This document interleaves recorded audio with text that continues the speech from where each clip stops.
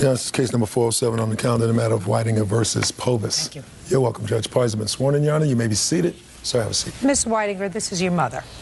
And you were in an automobile accident when you were a child. Yes. There was a settlement of that claim. And when you turned 18, you expected to start to receive yearly or quarterly installments on that settlement. And it is your claim that your mother kept half of one of the checks. Yes. And you want that money back. Right. When was the accident, Miss Povis? December 29th of 1989. And you acknowledge that you kept half the check. Yes. How much was half the check? $3,070. And you say that you kept half of it because the check was written in both your names and you're entitled to half of it. Yes. Okay. Describe the accident to me that occurred in 1989. I was not in the car. My roommate was driving the car, lost control of the car. Your roommate? Yes. Male or female? Female. So you allowed your daughter, who was how old? 4. To ride in the car with your roommate, Yes. who lost control of the car, so the accident was your roommate's fault. Correct. Whose car was it? It was her car. And where was your daughter sitting in the car? In the passenger seat. In the front? Yes. Was she in a car seat?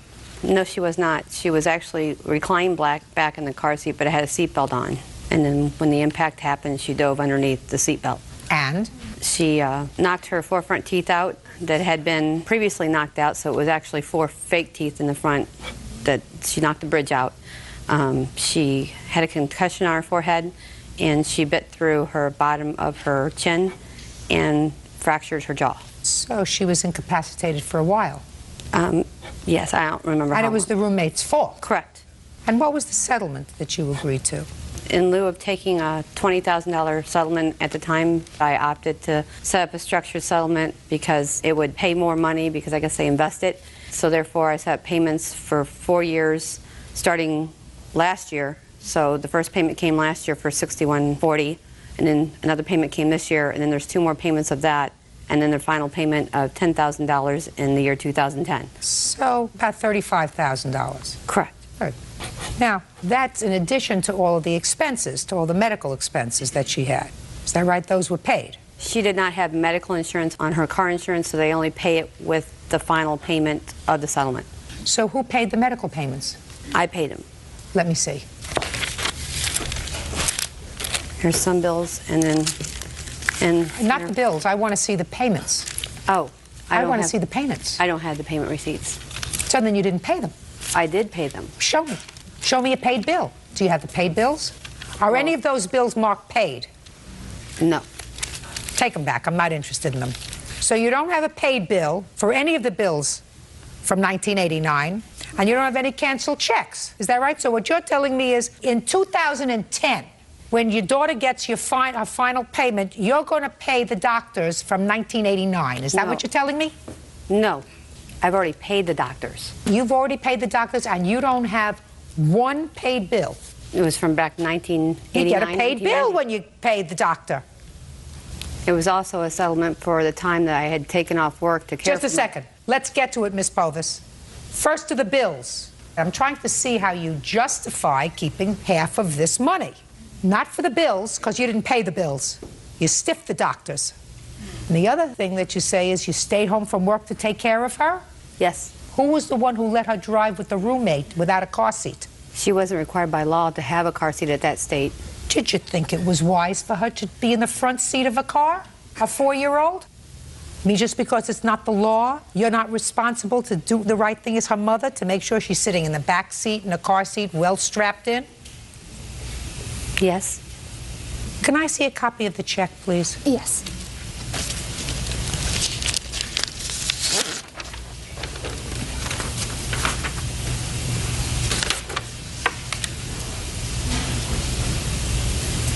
I want to see a copy of the settlement.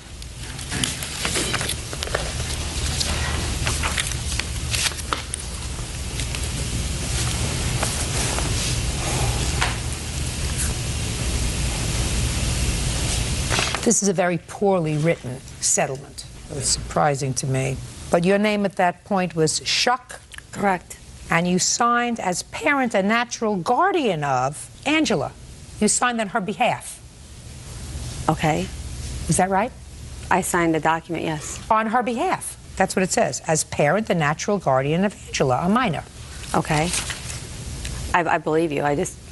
That's what they gave me to sign. So you understood that you were signing on her behalf as her parent. Because she was a minor, she could not enter into an agreement. So now you can explain to me why you're entitled to any of this money. Well, one, it was for reimbursement of my expenses, like I said. You didn't pay any expenses. I did pay expenses. I don't believe you. I believe you stiffed the doctors. I've never stiffed anyone in my entire life. Show me. Show me one paid bill, I'll believe you. One paid bill. I did not bring any of my canceled receipts. Today is the day. Today's court. Okay.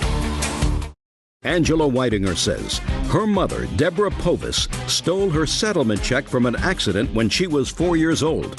Angela claims her mother is trying to cash in on her injuries. So anybody can have bills. The paid bills show that you've paid the bills. Then I would consider them. And the checks were to be made out to both of us to compensate for both of us according to that judgment up there. The checks are to be made out to Angela Whitinger and, at that time, Deborah Yes, it says that they're going to be made out to both of you. So I want you to explain to me why you're entitled to any of this money. She was the one that was injured. She was injured, yes. I also took time off work. I was off work, I know, for at least 2 weeks. Show me that you took 2 weeks off from work. This is in 1989, 90. What were you doing in 1989? I was a bill collector. For whom? Central Hardware. Central Hardware where? In Bridgeton, Missouri. Is that where you still live?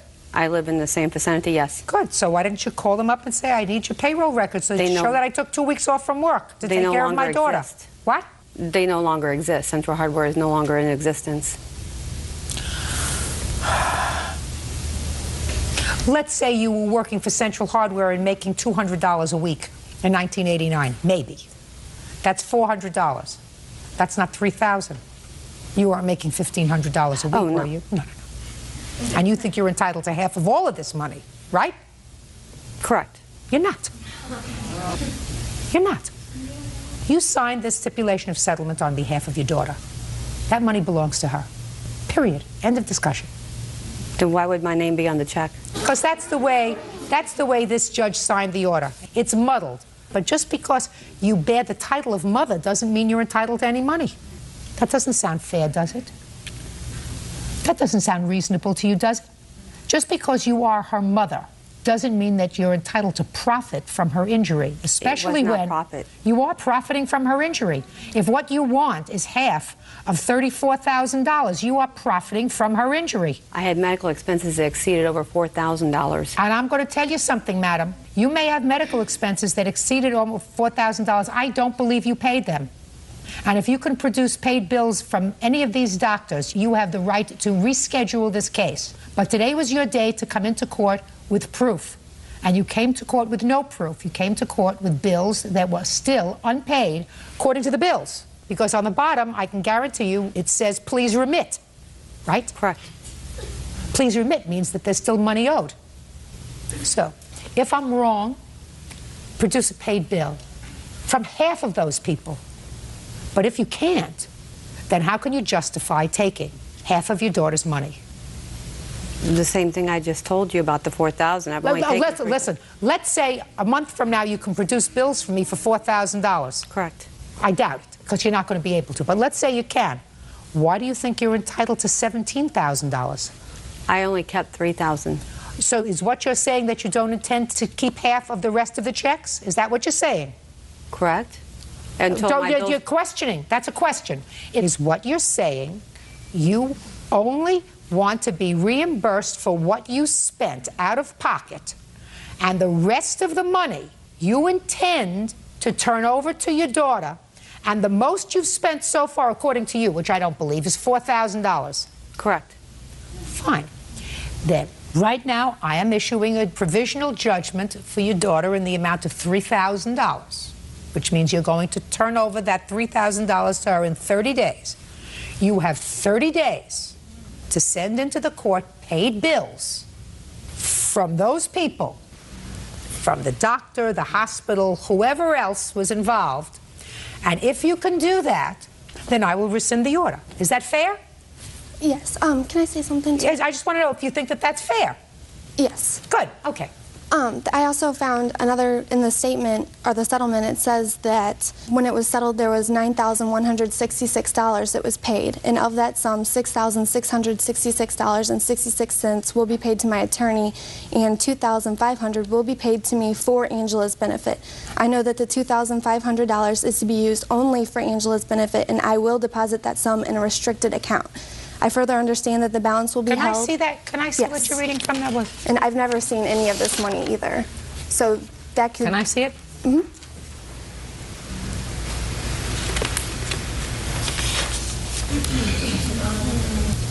Okay. This you didn't give me. This says that at the time you signed this agreement, you got a check for $9,166. $6,666 was paid to your attorney, and $2,500 was paid to you for Angela's benefit. And you were directed to deposit that money in a restricted bank account. And I further understand, you signed this, that the balance will be held and invested for Angela's use. What'd you do with the money? I put her through braces. As a mother, I would think that that's... Shh. You have a bill for the braces? No, but she did have braces, which I made payments on. Well, when did she have braces? I believe she got them when she was 10 or 11. Well, a lot of kids get braces, madam, that have absolutely nothing to do with an accident. Most of my children had braces. They were never in a car accident. She had fractured her jaw, and when she fractured her jaw, it positioned it backwards. You have proof of that? Did she fracture her jaw? No. Oh. Judge Judy continues in a moment. And later today... I hate to do this, but I have to. Could I see it? Yes. Real cases, real people. Judge Judy. Angela Whitinger says her mother, Deborah Povis, stole her settlement check from an accident when she was 4 years old. Angela claims her mother is trying to cash in on her injuries. Okay, I've heard you. And I've heard what you're saying, which is now memorialized, that you do not intend to take any more of your daughter's money, that you intend to endorse the remainder of the checks over to her that she's going to be receiving in the coming years. That the only thing in question is the $3,000 that you kept from this year's settlement check, and that you are going to provide the court within 30 days of paid bills.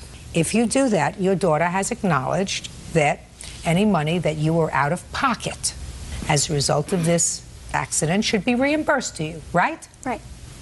Perfect. Judgment for the plaintiff in the amount of $3,000 to be held for 30 days. That's all. Thank you. Party are excused. You may step out.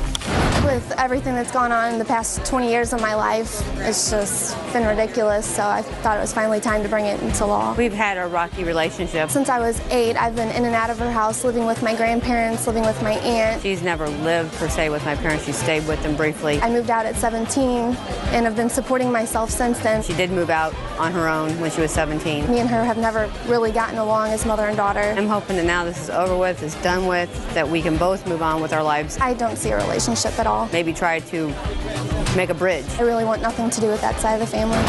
And now the next case.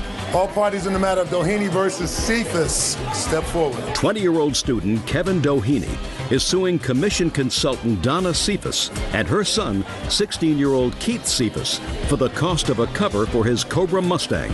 Kevin says Keith burned a hole into it when he flicked his cigarette. Mr. Doheny, it is your claim that Mrs. Cephas's son, your first name? Keith. Keith, was smoking and was careless, burned a hole in your car cover, and I assume that that is the car cover in there. Correct. And it's a small hole, is that right? A cigarette hole. You want him to pay for a new car cover. Absolutely. And Mrs. Cephas says, first, it was an act of God, the wind blew the cigarette, and second, you can get a kit to patch it. So why buy a whole new car cover when all it is a patch? Correct. I know, I hate to do this, but I have to. Could I see it? Yes.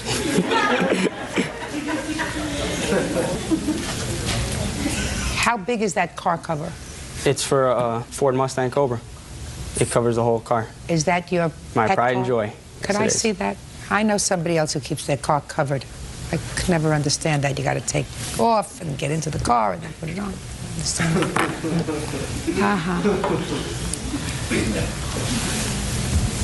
Had you just purchased this? Yes, ma'am, I did. A month prior. Can I see the bill, please? Okay. And he's a friend of yours, is that right? Yeah, I tutored him in school. Okay. And I would help him out work on his car and stuff like that. Mm-hmm. It's the $169.95. Okay.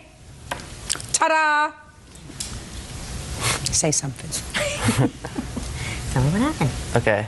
Well, what happened was I was standing outside. I just finished a cigarette and I went to go flick it. I flicked it like that way. His car was over here, and the wind took the cigarette like literally over my head and landed on the car cover. And then I seen it land on the car cover, so I flicked it off. And then I didn't realize it was going to make a burn hole in it. And then next day, while I was in school, he calls me and tells me that I burned a hole in his car cover. So? And he wanted me to buy him a new car cover. So? I told him that I had a patch kit and I would come look at the hole to see how bad it was. He doesn't want it patched. He wants it the way it was before you flicked your cigarette.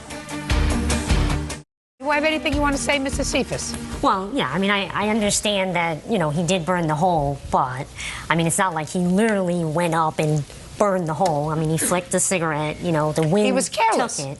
He was careless. Yes. He was careless. Right, but I mean, he didn't purposely do it, but he did say, I will try to fix it. He's not avoiding his responsibility. He can't fix it.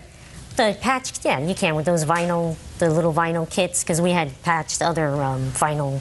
We had a roof. He doesn't want a patch. I understand, but I really don't feel as though we should have to pay for a brand new one if it can be fixed. He didn't even try. He just out and out said, no, I want a brand new one. You could fix it. You could take it yourself. Well, I don't want a cover. Well, you just bought yourself a cover. You just bought yourself a cover. Let's say you saved up for a very long time to buy yourself a very special leather coat, and some stranger negligently cut a hole in the coat, small hole. You just spent $500 on this leather coat that you had been lusting over. And they said, gee, I'm so sorry, I was careless and I'm so sorry. I'm going to get a patch kit so you can patch it. You say, I don't want a patch kit. I just bought this brand new leather coat. Why should I patch it when it could split? It may not split today, it'll split tomorrow, or it'll split next month, or 6 months from now. It's perfectly good. Why would I want to accept something that's second rate? You got it? Yes. Perfect. Judgment for the plaintiff, the amount of $169. Parties are excused. You may step out. Order, all rise. That's case number 365 on the calendar in the matter of Pantupo versus Montanez. Parties have been sworn in, Judge. You may be seated. Folks, have a seat, please. Ms. Pantupo, it is your claim that Ms. Montanez assaulted you during a road rage incident. Yes, ma'am. Ms. Montanez said she never touched you. Tell me where and when this happened. On September 4th, 2004, me and my boyfriend, Michael Cheney, picked up my 16-year-old brother, and we were on our way to lunch. Stop playing with your papers. Yes, ma'am. All right, now tell me what happened with the defendant. I was in the middle lane trying to make a left turn into the shopping center where the restaurant is located on. And then I noticed a truck behind me, a dark blue Ford F-150. Miss Montanez was the driver of the truck, kept honking constantly at me, but I wasn't going to go because I wasn't going to get into a wreck. And then when I finally made the turn, she came really fast right after me, and I thought she was going to hit me. The front of her bumper was like right by my driver's side door. And my window was down at the time, and we exchanged a few profanities. Who said what first? I said, what the? And she started screaming all kinds of bad words at me. And then she reached into my car, grabbed me by my hair, and I felt a couple of punches, and I felt as if she was trying to pull me out of my car by my hair. My boyfriend saw that, and he said, what is your F problem? And then he got out of the car, ran around my car. Then Miss Montana saw him coming toward her, so she ran back to her truck. And then my boyfriend then made the 911 call with the tech number, which I have the 911 transcript May I on. see it, please?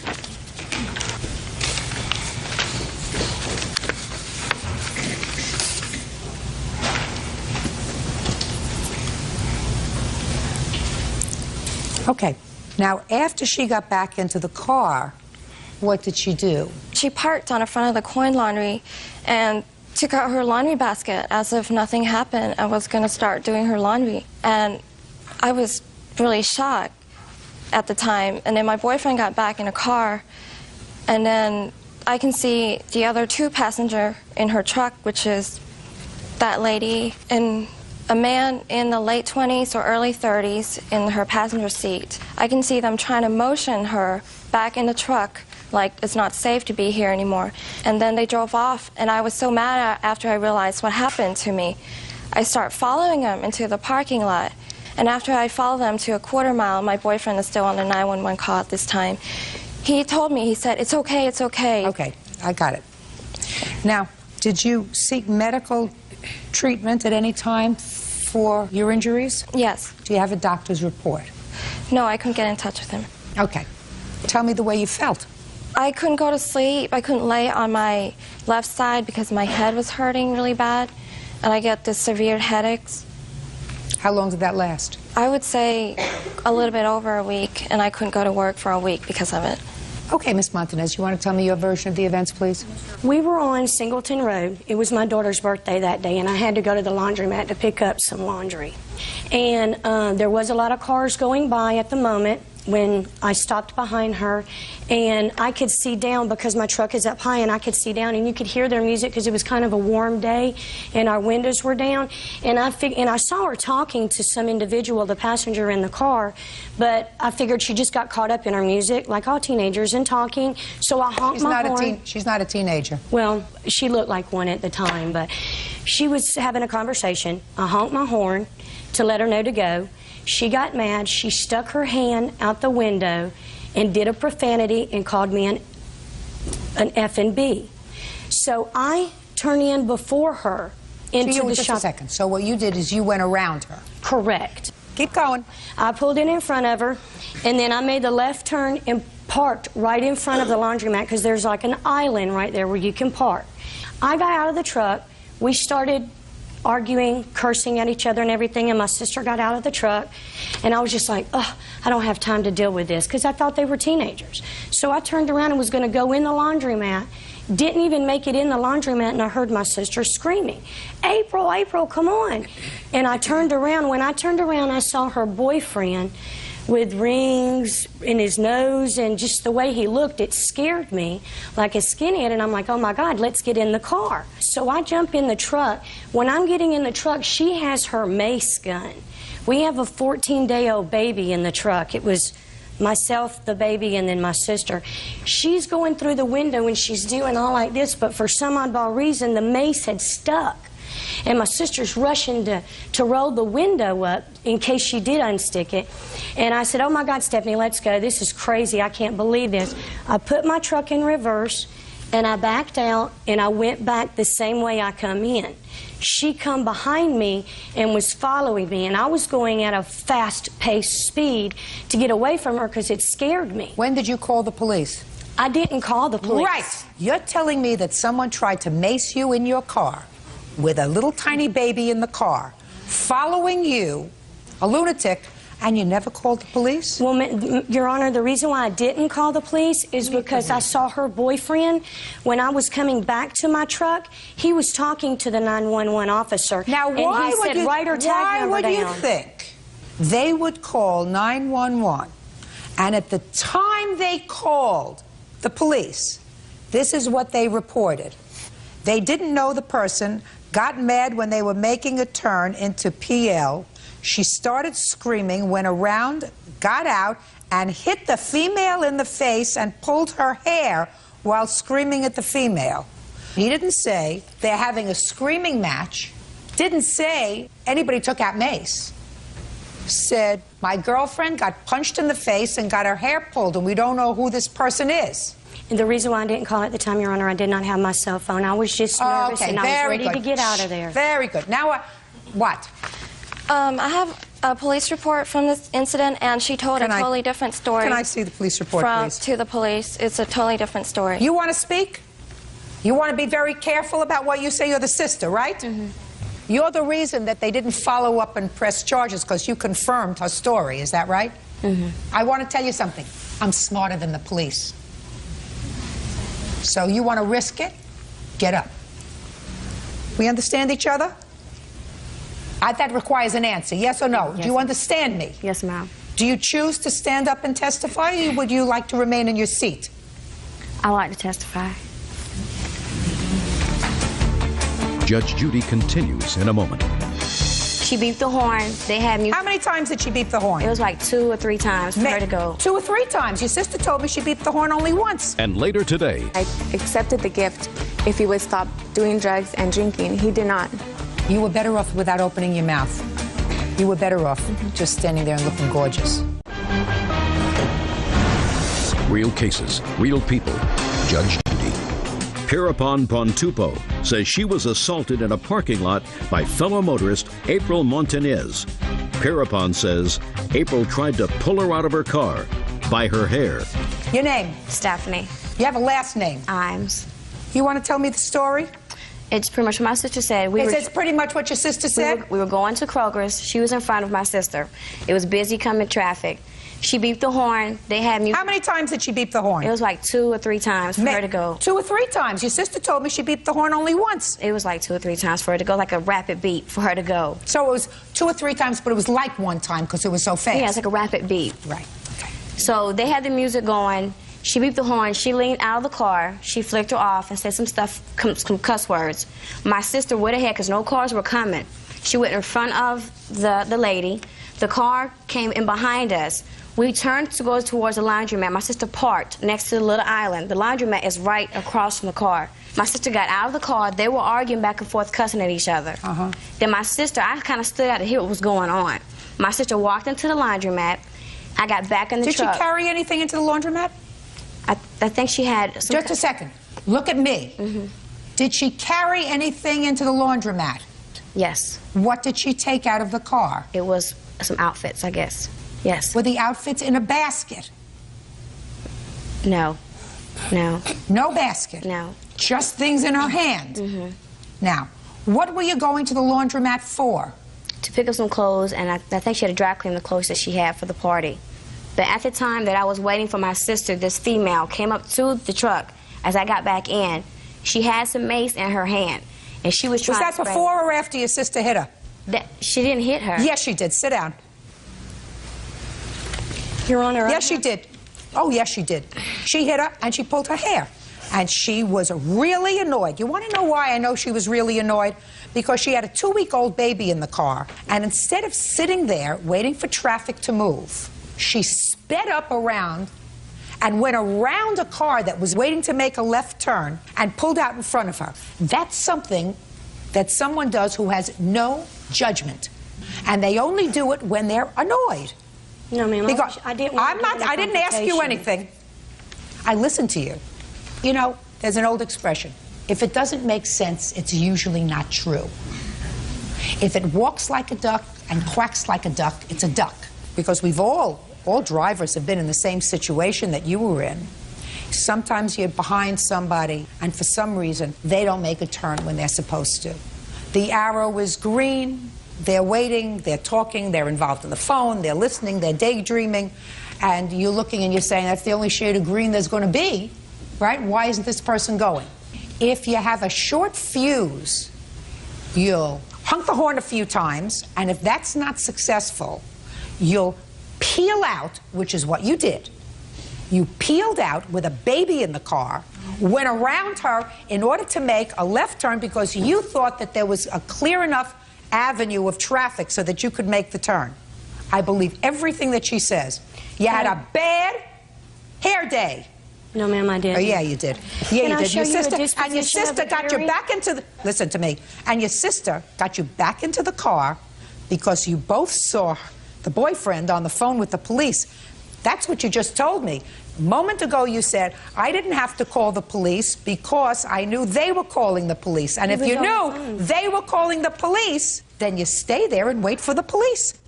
You don't take off. What you just told me was, I didn't call the police because of this mace, thinking fast, because he was calling the police. And if somebody is calling the police, and if you are a victim of a crime, you remain there with the doors locked, windows up, you don't get out to go and take your clothes into the dry cleaners?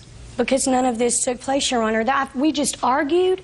We had our words. Madam, I don't. She tried to get me. Madam, I don't believe you, and I don't believe can I bring your sister. something else to evidence? Absolutely. Show it to me. Okay, I have a disposition of a hearing when she tried to file simple battery and simple assault charges, and we went to Gwinnett County courts, and they were dismissed for insufficient evidence as well. Because in the police report, it says that the police officer, there was no physical evidence on the victim other than a few strands of hair that was allegedly pulled out by the suspect. Listen to me, madam. She's not saying you broke her skin. But there would have been swelling or something for the officer. This never took place, Your Honor. I'm telling you, it took place, madam. It didn't. Listen, because you got over on a cop, and because you got over perhaps on a district attorney, you and your sister, who wouldn't know the truth if it came up and slapped her in the face, doesn't mean that I have to believe you. Your story doesn't make sense. Judgment for the plaintiff in the amount of $2,500. That's all. Parties are excused. You may step out. I insulted her race. She insulted mine. She told me she was going to get me. The defendants, it's worse than a piece of dog. If you would have saw her boyfriend, like 6 foot tall, earrings, a dragon tattoo on his neck. He's 6'2", but he also weighed as much as she does, which is they both weighed 185 pounds. I was just in a rush to get out of there because in Atlanta, people have been shot by road rage. It's just that she's a lying. And now the next case. All parties in the matter of Ortega versus Gutierrez. Step forward. Computer technician Netza Ortega is suing his ex-girlfriend, 26-year-old customer service rep Maribel Gutierrez, for unpaid loans to get her hair done and for the return of a promise ring. Oh, Mr. Ortega. The romance is over. You want your jewelry back, and you want some money that you loaned to the defendant while you were together. That's correct. Ms. Gutierrez says you often gave her money. There was never any mention of a payback. And the jewelry you want back were gifts that you made to her, and you're not entitled to them back. I feel that it's entitled back to me because they were actually a symbol of a relationship. All right, let's take the simple ones first. The loan. When do you claim, and what year did you make her the loan? June of this year, and it was to get her hair done, and it was for $50. What's next, okay, Mr. Ortega? After that, it was another loan for $50 to get her hair done. Get over it, Mr. And then after that, it was another $40, and that was to get her nails done. No. Manicure, pedicure. No, that was actually facial, to get her leg wax, whatever. Judge Judy continues in a moment. Let's get to the jewelry. Okay, the jewelry was given to her in April. Did she go shopping with you for the jewelry? No. You went by yourself? I went by myself. And you went to a store and you picked out what kind of jewelry? A promise ring. It was a butterfly made of diamonds. And what else? And then a month later, after I paid off the ring, I got her a matching pendant that went with it. How much did you pay for all this? About $325 total. $325. Yes. So we're not exactly talking the Hope Diamond here. No. Is that right? Mr. Ortega? Yes. Is this your first girlfriend? No, it's not. How many girlfriends have you had? I've had about 4. Did you buy them gifts? I bought them gifts. And then you broke up with them? Yes. Did they give you back the gifts? No, because I didn't ask them for those because there weren't actual agreements. The promise ring was an agreement that we would stay in a monogamous relationship. And now that it's over, I deserve that I should get it back. Julie, 1 second. Miss Judy? Just 1 second. Okay. When you gave her the ring, what did you say to her? I said, this is a promise that we would stay in this relationship. You made her a promise? Yes. That's nice.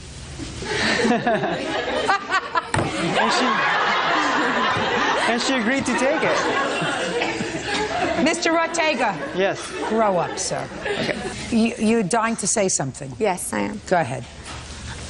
We made a promise that he would stop drinking, doing drugs, and I accepted the gift if he would stop doing drugs and drinking. He did not. Accidentally, I don't know what happened to the gift. It got lost. That's not true. Shh, listen to me. You were better off without opening your mouth. Okay. You were better off just standing there and looking gorgeous.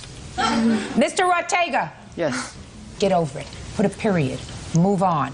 Okay. If you want a ring that comes back to you, you buy a diamond. It was Now, diamonds. listen to me. No, not a were butterfly. diamonds. Not a butterfly, Mr. Ortega. You buy a single diamond and you have it set in a very nice setting, and then you say, I want you to marry me. I Will you did. listen to me? I'm speaking. At one point, though, I I'm did. speaking. Okay. Will you marry me? This is an engagement ring. We weren't not engaged. a promise ring. I don't care if you were engaged or not. Listen, I've gotten engaged without a ring, too. Once or twice. Okay. A ring, the solitaire, Mr. Ortega, not a butterfly. Actually, it was a princess cut. Bye, Mr. Ortega. He was using drugs. I treated her well.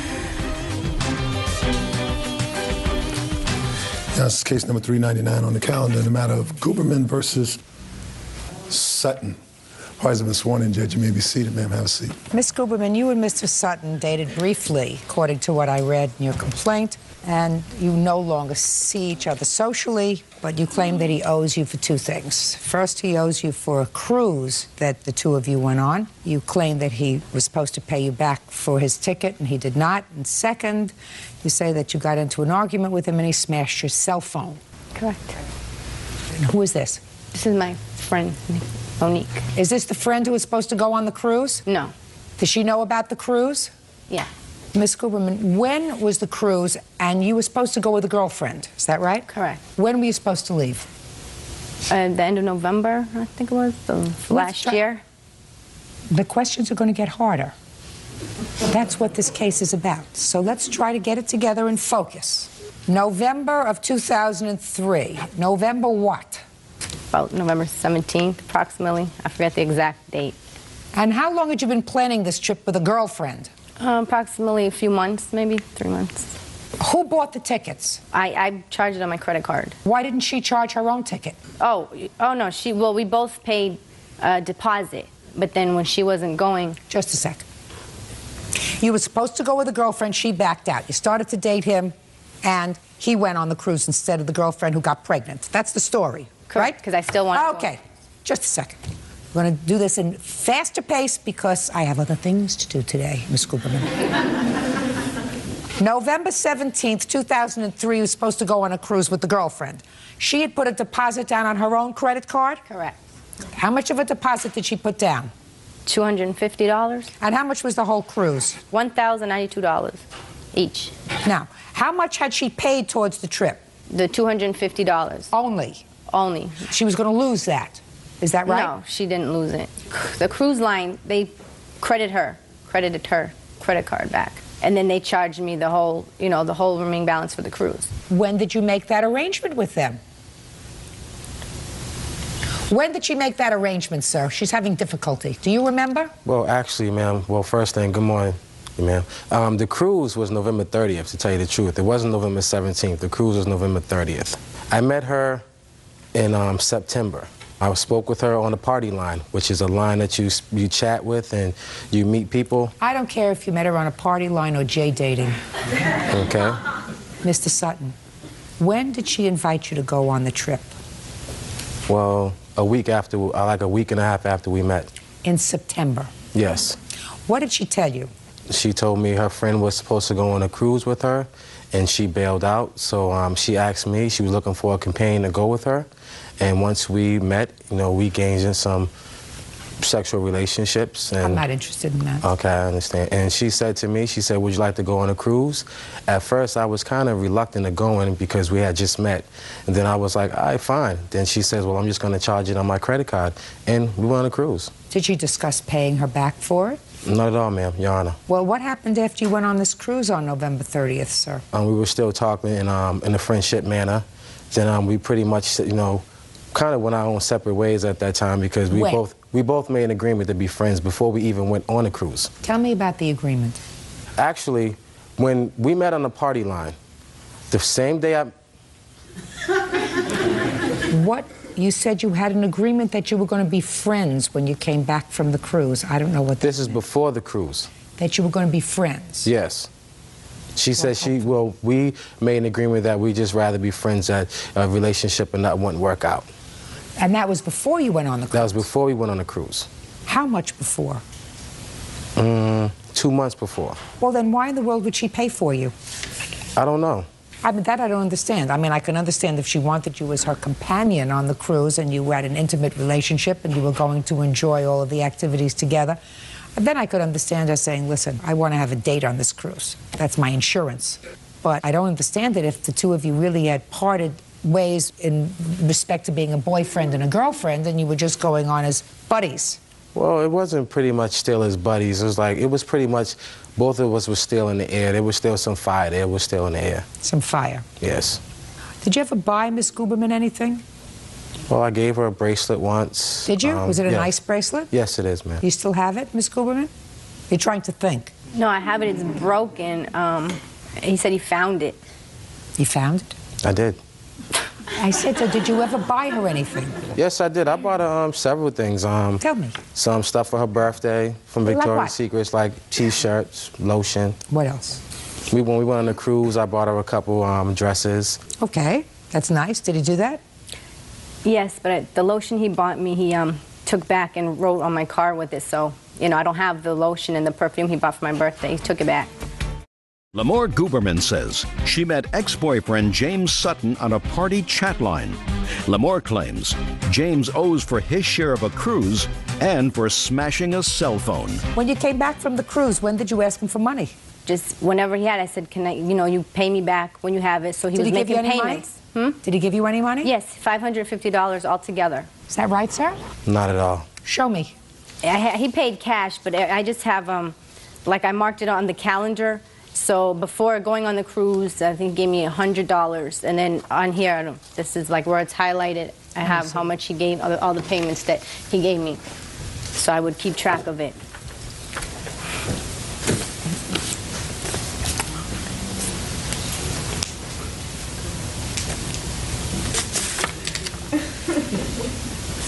I don't believe this.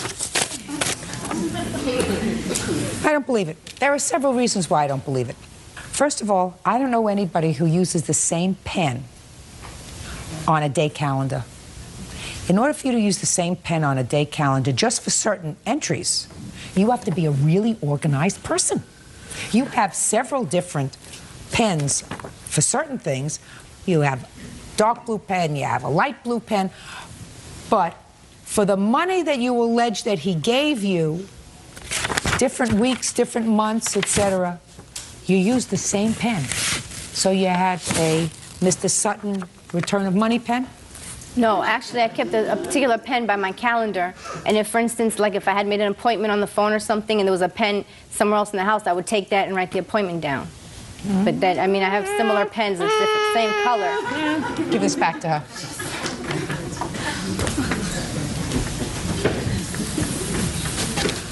Those calendars come under the category of baloney, Miss Guberman. Now you want to get to the cell phone?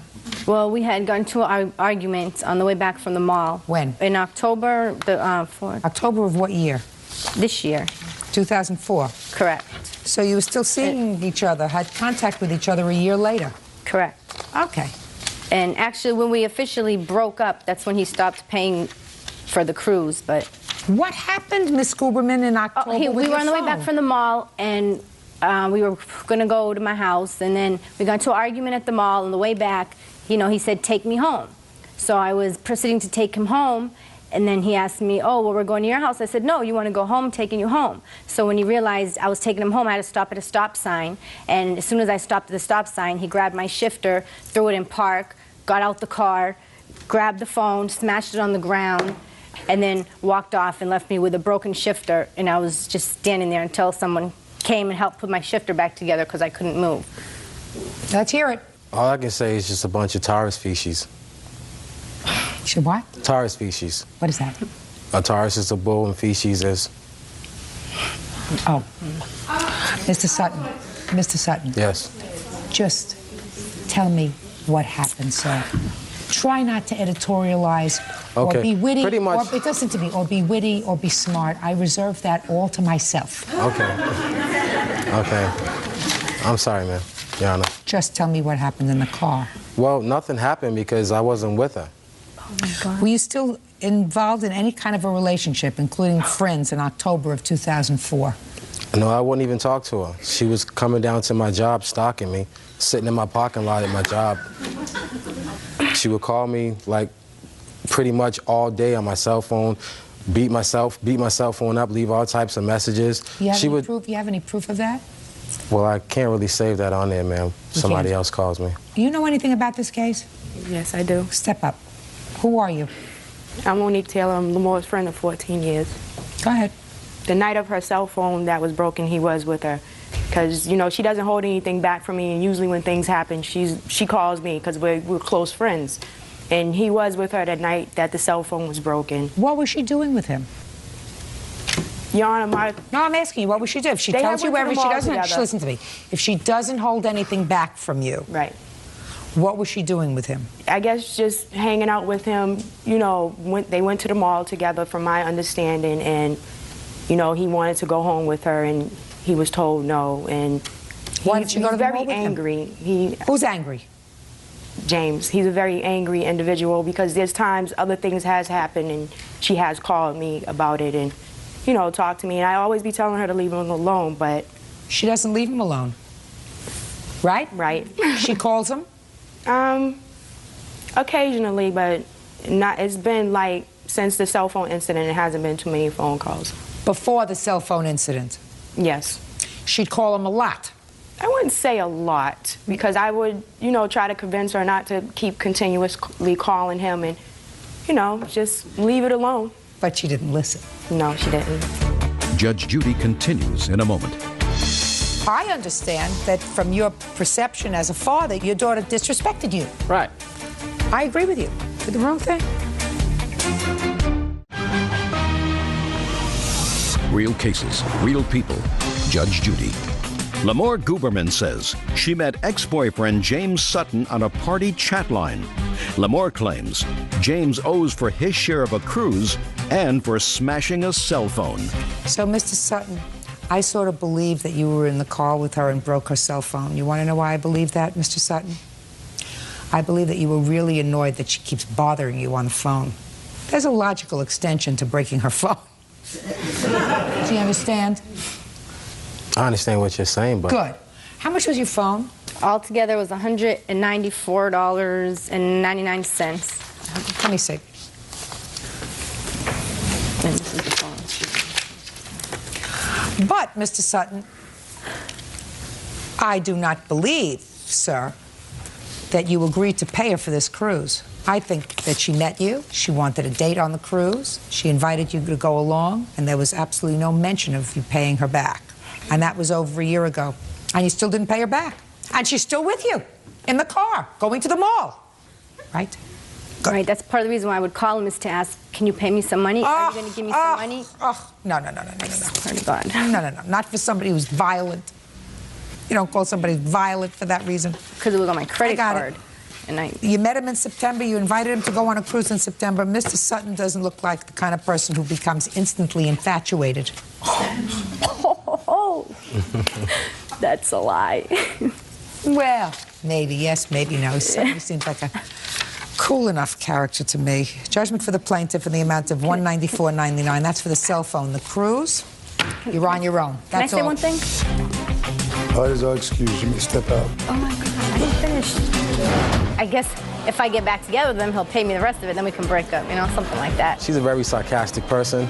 You know, she doesn't know how to take anything serious. The sparks were kind of fizzling at the end, but he was trying to make the sparks come back. She just got hypnotized by me. That's all that was. He was a bad seed once I just knew the things he was doing. What was done, what was done. I mean, just move on, that's all.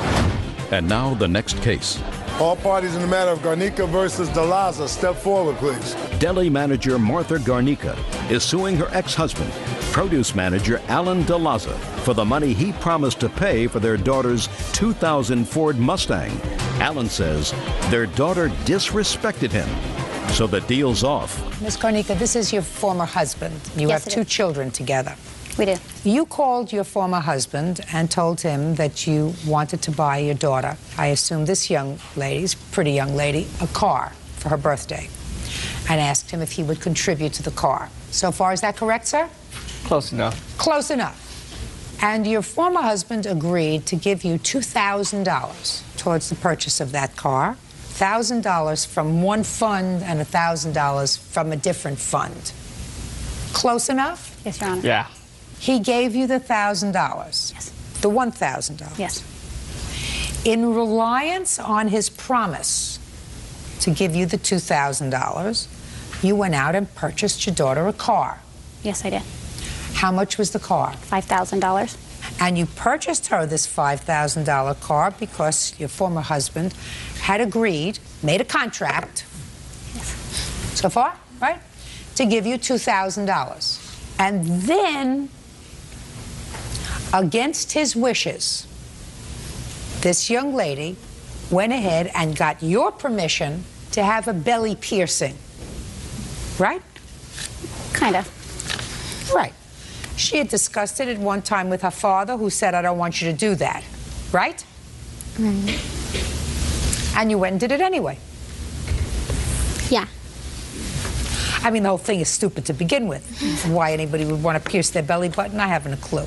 Get stuck on your sweaters. I don't know why anybody would want to do that. But that's just an older person's perception of why young people pierce their bodies and say, look at me, look at me, look at me, I'm different. You know, people should look at you because you do things that are creative, intelligent, smart. You've made something of yourself. You know, sticking things in your body doesn't cut it for me. Your father says you got your belly pierced, you don't get the other $1,000. Right. Unfortunately, you're wrong. You're not wrong to feel as if your daughter did something that was not right, but your contract was not with your daughter. Yes, it was. No, no, no. Your contract was not with your daughter, sir. Your contract was with your former wife. You may have been contributing to buy your daughter a gift, which is what you say. I was buying my daughter a gift. She went against my wishes. I'm not going to give her the gift. You made a contract with your wife because once she went out to purchase that car, relying on your promise to give her $2,000, you had a binding agreement. Now, I'm teaching you contracts. I'm giving you a basic course in contracts. If you had said to her when she called you, I will give you the $2,000 towards Amanda's car, but there's a condition. And the condition is she not have a body piercing until she's old enough to consent to it herself. If you had said that to her, and if she had had the body piercing, you would be absolutely right. You would be able to say, she breached the agreement, therefore I don't have to pay. But you did not have that as a condition of your contract with your former wife. Do you understand? Do you understand what I'm saying to you? Yeah, I understand. Okay. It's just... I understand that from your perception as a father, your daughter disrespected you. Right. And you don't reward somebody for being disrespectful and for doing the wrong thing. I agree with you. Did the wrong thing. But that doesn't vitiate the contract that you had or do away with the contract that you had with your former wife. Do you understand? So while I'm sympathetic to you, you owe her $1,000. Pay her. That's all. Parties are excused. You may step out. They could have asked me, you know, and I could have thought about it. I didn't see there was a reason why. This is case number 55 on the calendar in the matter of Dennis versus E.B. Parties have been sworn in. You may be seated. Have a seat, please. Miss Dennis, how old are you? I'm 21. Are you an only child? I have 2 sisters. Is this your dad? Yep. This is your complaint. Mr. Eby Yep. is the prize. He is also the defendant. This is his wife? Yes. He separates from his wife in August. You take up with him almost immediately. Yes. Did you know he was separated at the time? Yes. So you knew he was married? Yes. How much after he left his wife did he hook up with you? In October. No, you met him before October. You moved in according to your complaint in October. He lived next door to my parents. With his wife or after he separated? Both. So as soon as the wife moved out, you started dating? Yeah. Big mistake. Did your father tell you it was a big mistake? Yes. Right? Right. How much of a big mistake did you tell her it was? I told her it was a big one. I told her it wouldn't have been worth it. So she moves in with him in October. Now, at that time, did you rented your own apartment? I had my own place still. And when did you become pregnant? November. birth control sound familiar to you? Yeah. What did you say to her when you found out not only was she living with him, but she was pregnant? They always tell me when I'm on the road, so I'll be calmed down when I get home. And what kind of work do you do, Mr. Dennis? Truck driver. Well, then it seems that Mr. Eby decides to go back to his wife. Your lawsuit for two things. For a couple of months' rent that is still owed after he moved out, and for the value of car that you purchased for him, Mr. Dennis. You purchased an old car, $500? Yeah. Now, Mr. Eby says that the car was a gift and that you paid the bills while you were living there, but after you moved out, you changed the locks and you're not responsible for anything else. Yep. Mr. Dennis, I want you to tell me about the car. She worked first shift. He worked second shift. She was getting off at... Where? She worked at a daycare, and he worked at a place called Cook's Foods. She was getting home about 4:30. He had to be to work by 4:45, which he was always being late. So I told him, I didn't tell him nothing really. I went out, I went to a car lot and asked them if they had a car for about $500. So on the way over to pick up the car, I asked him if he could get insurance on the car. And he said no. So I paid the $500, put the car in his name in case he had an accident. I didn't want to be liable for it. And then so far, smart. And then when they got their income tax money, I was supposed to get my $500 back. And that never happened. What do you mean when they? You mean the two of them? Well, he filed, but he put her kids on his income tax so he could get more money. How many other children do I you have have? two. You have enough children. That's what I told her. I told her she had enough at one. Mr. Dennis, we could have been twins. Who takes care of these three children? I do. Well, I'm still carrying one. I take care of the other two. Where are their fathers? My daughter's dad is deceased, and my son's dad lives across town. And you're still living in this house? Yes. Emily, you have to find another hobby. Making children is not a hobby. I know. Let's get to the car part. I offered to pay him back $500 a couple weeks later at Red Lobster on the 12th of April. And he declined my money. I had the money for him. He said no. What did he say? He said, no, I don't want your money. I want the car. I have the title right here. And these are the things they forged. You have the car, right? Yep. So try yes. It sounds Yes. nicer. You know, how many children do you have? I have one. You have one now. Yep. Yes. Yes. Did he offer you $500? No, he said he was willing to pay me $500 for it, but he didn't have it then. Oh, but you said you had it. I did have it. Well, that's what he wants. He wants the $500. So you have no problem with that? No, I don't have a problem with that. Now let's talk about the rent. Ms. Dennis, when did Mr. Eby move out? April 9th. He walked out. Why? He told me he's taken his daughter to his aunt's house and never returned. Did you change the locks? No. What month's rent are you claiming that he owes you? Well, I paid April's myself, and I've paid May's. But he wasn't there in May. Well, yeah. Why didn't he pay any of April's rent? Because I got my paycheck from work, and I paid it because he was in between jobs, and he didn't have a paycheck at the time to pay it. Did you move out on April? Why are you laughing? Because I never technically moved out of there. I came home. Locks were changed. When? On the 14th of April. Okay, so how much was your half of the rent? I paid all the rent. In April? Yes.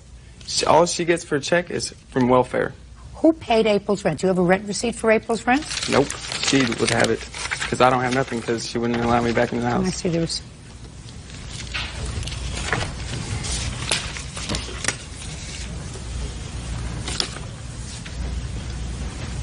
Did you give her cash to pay the rent? Yep. Let's try that again. Yes. Mr. Eby, these two women may find you irresistible. I guarantee you I do not. Okay. The only month that I'm interested in is April. The only month that you show me on a receipt for rent for April, every other receipt is nice and clear. The month, the date is nice and clear. The only date that there's something written over is April. I mean, didn't you think that I'd notice that? I picked them up. What happened here? I don't know. I didn't look at Well, them. I don't know either. You get money from social services? No. Other than your job, how do you support yourself? My son's dad pays child support. You get Social Security for your son, for your child whose father is dead? No, I don't. Why not? Because he didn't work. Another winner. You help her? More than we should, but yeah. What is she going to do after her lease is up? She's moving into our house. Who else lives in your house, Mr. Dennis? All of them. That's why I drive a truck. You have 3 children? 3 Yes. children? Mm-hmm. She the only one with children? No, How many of the others have children? all of them. Mr. Dennis, you missed the class on teaching your children birth control. No, they missed a class on listening. They missed the class on listening. All right, now, Mr. Eby, you have a counterclaim, if Well, my memory I'd like to is go back correct. for a second. What? Things they had forged. You mean forged with regard to the car? Yeah. Listen to me very carefully. Put that down, sir. Put the papers down. Other than the fact that you told me that you agreed to pay him back, and you said to him, here's $500. I'm going to pay you back for the car. I would have ruled in your favor because there was no loan agreement. But you agreed to pay him back. So you're going to pay him back, and I don't care if they forged the Declaration of Independence. You're going to pay him back for the car. I offered him, he said no. Now he says yes. Now you're going to pay him back for the car, not for the rent. She lived there. She's going to take care of the rent, and she has taken care of the rent. Now, let's get to your counterclaim. My counterclaim is for my living room set that she still has, my entertainment stand, TV, VCR, movies, Xbox, etc., washer and dryer. Now, did he purchase all of those things? No, he didn't. Who purchased them? I did. All of them? Yes. Let me see the receipts. I don't have receipts. I didn't think I was going to get into a situation like Well, this. just a second. When you moved into the house, he was already living there. So I want you to be very careful with what you tell me. Your father is a backup, and your father and I are almost soulmates here. Do you understand, Miss Dennis? You moved into his house, and of course, according to you, his wife left. He was still living there, and a couple of weeks later, you move in. Yes. With your 2 children. Did he have furniture in his place when you moved in? He gave it all to his wife. Everything? Yes, I even had to provide a bed for his daughter.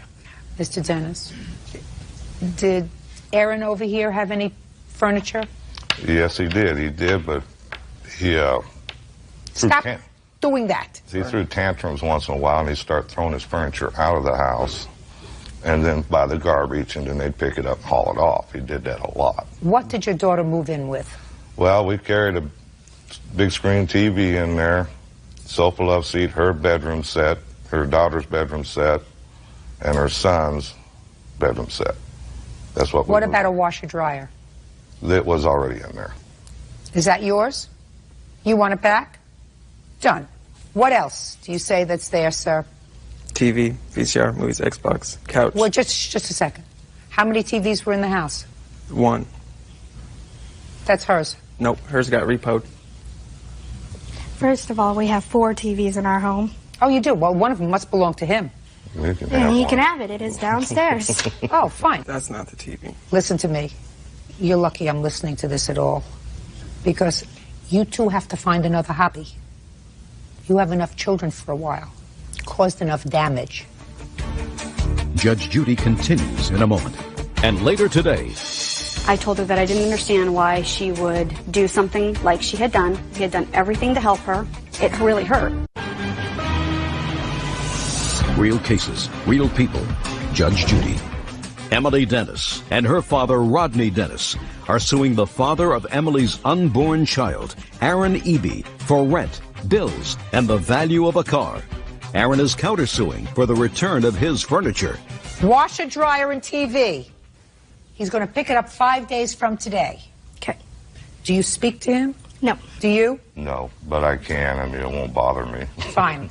Then why don't you? He knows my number. Why don't you make arrangements to go and get it? All right. So, I read your answer, Mr. Eby, and according to you, you're not even sure that this baby that Miss Dennis is having is yours. I have a feeling it is. But I'm sure you're going to do a paternity test. Yes. Which is a very good idea. And that means that the two of you are going to be joined in some way for the next couple of decades. So I suggest you start to act responsibly and reasonably towards each other. And he has a very calming effect. At least he did on me. Had a very calming effect. So I suggest you keep him as a friend. Do you understand? Yes. Do the right thing with him. He's tried to do the right thing with you. Got it? Yes. Good. You took him back? Yeah, I did. No, I didn't. Yeah, I did is fine. Yes, I Good. did. Shh, say nothing. Sit down. You taking him back is your problem, not mine. Very good. Judgment for the plaintiff in the amount of $500 on the counterclaim. You'll have the property as I outlined it in 5 days, and Mr. Dennis will take care of seeing to it that it's picked up. Thank you. Parties are excused. You may step out.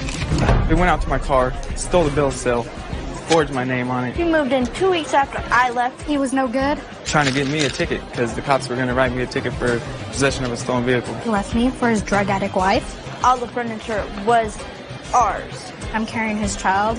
Yeah, I'd like to have him be part of it, but, you know, if he ain't, I can pick up the pieces from there. And now the next case. All parties in the matter, Herzog versus Emery. Step forward, please. Kimberly Herzog is suing her former nanny, 24-year-old Sarah Emery, for a loan to pay her bills, lost wages, and daycare costs.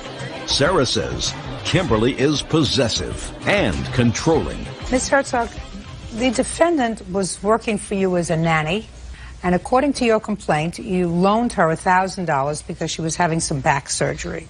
The arrangement was that she was supposed to pay you back. You were going to deduct a certain amount of money when she returned to work from her weekly salary. So far, am I correct? Yes.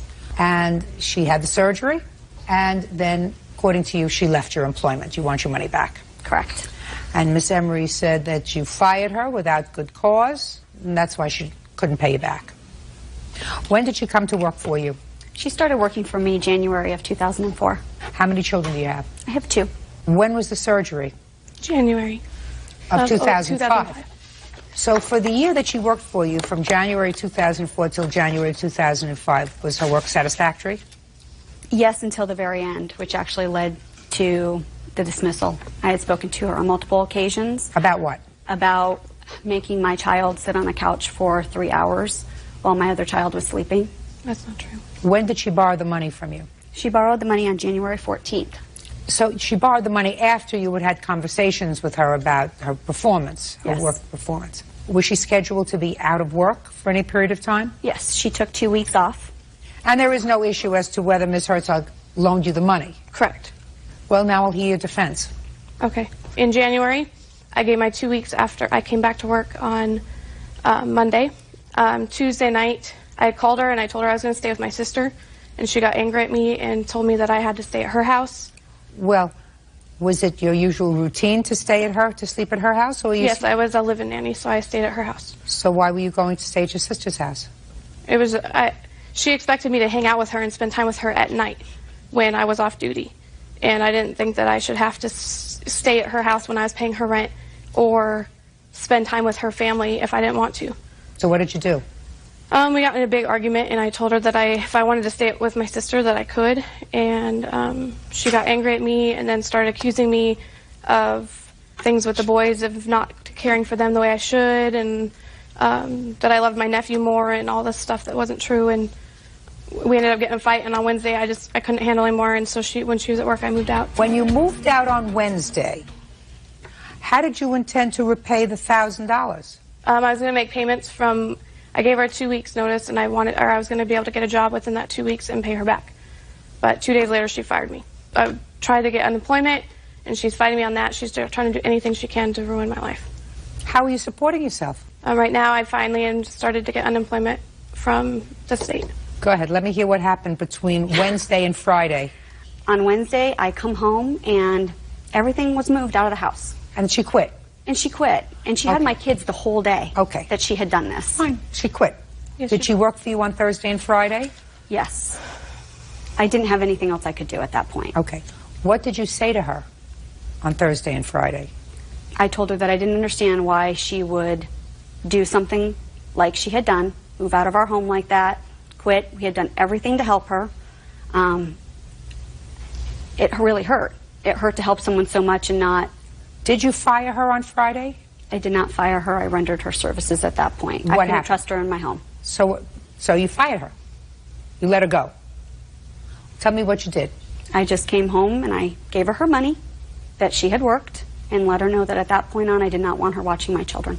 Well, I would probably do the same thing. Somebody moved out of my house after almost a year working for me without notifying me, moved stuff out during the course of the day when you're supposed to be watching her children. I would probably terminate your services too. In any event, you should have let her quit. She wouldn't have collected unemployment. I'm fighting it. Well, she didn't appear the to truth- be a peer hearing last week, so. The truth of the matter is, she quit on Wednesday, and she owes you the money. You took $60 out of Yes, I did. the first paycheck, the Yes, I last did. paycheck you gave her, so she owes you $940.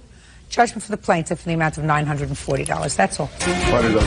Now, it's case number 6 on the calendar in the matter of Bird versus Whitaker. Thank you. You're welcome. Parties have been sworn in. You may be seated. Ma'am, have a seat. Mr. Whitaker, what do you do for a living? I work at Applebee's. I'm a host. And how long have you worked at Applebee's? About a month. Prior to that, what did you do? I didn't do anything. How old are you? I'm 19. Who do you live with? I stay with my aunt. How do you get to Applebee's? I drive. In what? Car. What kind? A Regal. Speak in full sentences. I drive in a car. What kind of car is it? Buick Regal. What year Buick Regal is it? 91. Where did you get it from? I bought it from my uncle. What's your uncle's name? Mario. Last name? I don't know. You don't know your uncle's last name? Nah. Is he your mother's brother or your father's Nah, it's brother? still a street relationship. He's a street relationship. Yeah.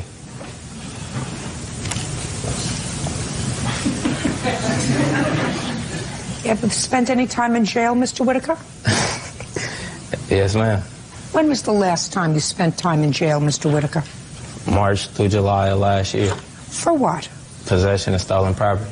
What kind of property? I really don't know. I didn't have really much to do with the case. I just took I don't whatever deal they understand a gave me. word you're saying. That's because you just cut me off. What kind of stolen property? Computers or something. Computer. Yeah. What does this have to do with this case? You asking me a question? I don't Yeah. answer your questions. All right. Now, if you spent some time in jail, that means it wasn't your first experience with the criminal justice system, Mr. Whitaker. So what you thought was going to be a fun experience and a funny experience for you to come here today is going to be far from that. Now, did you take money from Miss Bird? Let's get back to it. Did you take money from Miss Bird? No. Do you know what Miss Bird does? Nope. How did you meet her? At a store in Sacramento. At a store? Yeah. What kind of a store? Parking lot. Tell me about the meeting that you had with Miss Bird when you first met her at a parking lot. Go ahead, Mr. Whitaker. Let's chat. I seen her in the parking lot unloading her groceries. I spoke to her aunt first, and then I spoke to her. What did you say to them? I said, "Can I speak to your daughter?" What were you doing in the parking lot? Leaving. In what? A car. What kind of car? It wasn't my car. I was in somebody else's car in the passenger seat that has no relevance to this situation. Don't tell me what's relevant and what's not, Mr. Whitaker. You think that you're smooth? You're a 19-year-old zero. I'm not. Great. Right on. Did you take money from Miss Bird? N-O. Did you give Mr. Whitaker money? Yes, Your Honor. I gave Mr. Whitaker a total amount of $7,100 on 4 different occasions. And when I met Mr. Whitaker, it was at a store. He was driving the car, so I assumed it was his car. And he had told me that he lived in Sacramento. I later found out... What do you do? I am a cash control clerk at a local water park. What did you do before you just got hired at a local water park? That was my first job, Your Honor. How old are you? I'm 18, Your Honor. And where did you get all this money from? On May 30th of 2009, me and a friend of mine were hit by a car. We were on a bike and we got hit by a car. We settled the case for $23,000, And after my attorney's services and all the other costs, I was awarded $16,313.80. And I did not physically get the check until December 3rd of last year. How did the charming Mr. Whitaker know about this money? He did not know about the money until the day I was going to go to sign the check. And he was at my aunt's house, Miss Ricardo, and I told him that I had to leave, and he had to leave too, so I could go to the lawyer. What kind of car was he driving? He did not drive to come see me that day. He took the Greyhound, and my aunt picked him up from the bus station and dropped him off at the bus station. You must have liked her, Mr. Whitaker, if you came by bus to her house. Yeah, naturally. You must have liked her. Yes, ma'am. And you must have made arrangements for him to come there by Greyhound. Is that right? Yes, I did. Why did you have to go the day that he arrived to pick up this check? Because I had already made an appointment with my lawyer. Why didn't you tell Mr. Whitaker, don't come down that day? I made an appointment with my lawyer. I'm not sure.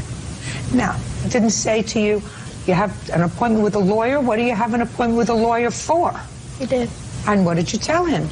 That I had gotten hit by a car and I was going to get my check for my settlement. And that was the first time he knew about it? Yes, ma'am. How long had you been going out at that time? I'd say about 3 months. And how far away did you live from each other? I'd say about 80 miles. Now, show me where you deposited your check into your bank account. I didn't actually deposit that much money in a bank account. What'd you do with it? I had split it up into a savings account. That's okay. Show me.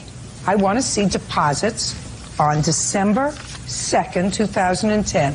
Within a couple of days from that, because then you say that he came and took money from you that you drew out at $2,000 intervals. I just want to see where you deposited $16,313.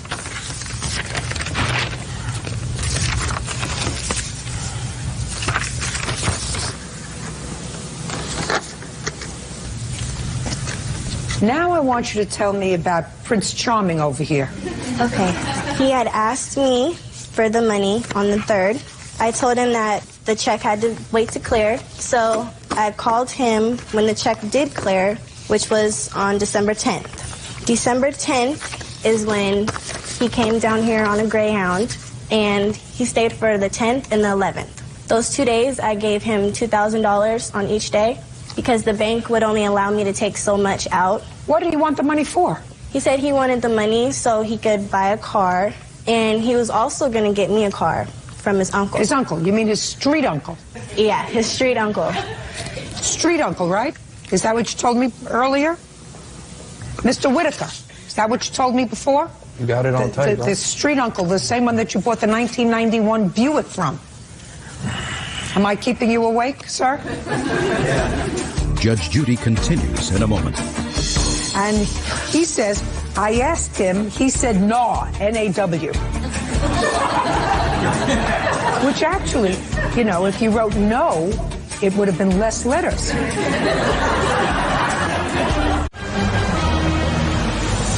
Real cases, real people. Judge Judy. Desiree Bird says ex-boyfriend Trayvon Whitaker owes for a loan to purchase a car. Trayvon claims he never received any money from Desiree. Now, you say that you gave him a total of $7,000. Yes. And he was supposed to buy you a car as well as buy a car for him? Yes. Now, I didn't hear anything about a loan. Well, he asked me for the money, and he said he would pay me back. What was he supposed to? Every paycheck. He wasn't working. He lied. He had a job at his uncle's restaurant. What was he doing for his uncle? He was taking orders. Okay. Now, he was supposed to buy you a car. Yes. What kind of car was he supposed to buy you? He sent me a picture of the car. He did? Yes, he did. Do you have it? Yes, I do. I'd like to see it. Okay.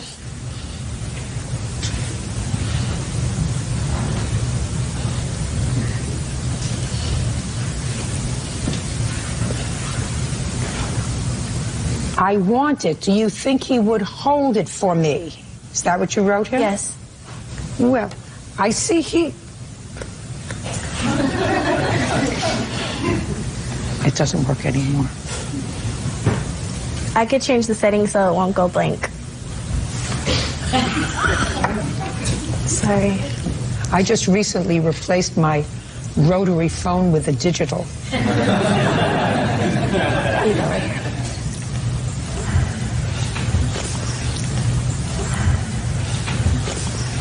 I'm just curious, who picks the names? Like what, his contact name? Yes. Oh, I did that out of anger, Your Honor. So you wrote this name? Yes, I wrote that as his name. Well, why did you do it out of anger? You say, me, I want it. You don't think he would hold it for me? And he answered this name that you gave him. And he says, I asked him, he said, Naw, N-A-W. Which actually, you know, if you wrote no, it would have been less letters. Do you understand? And English.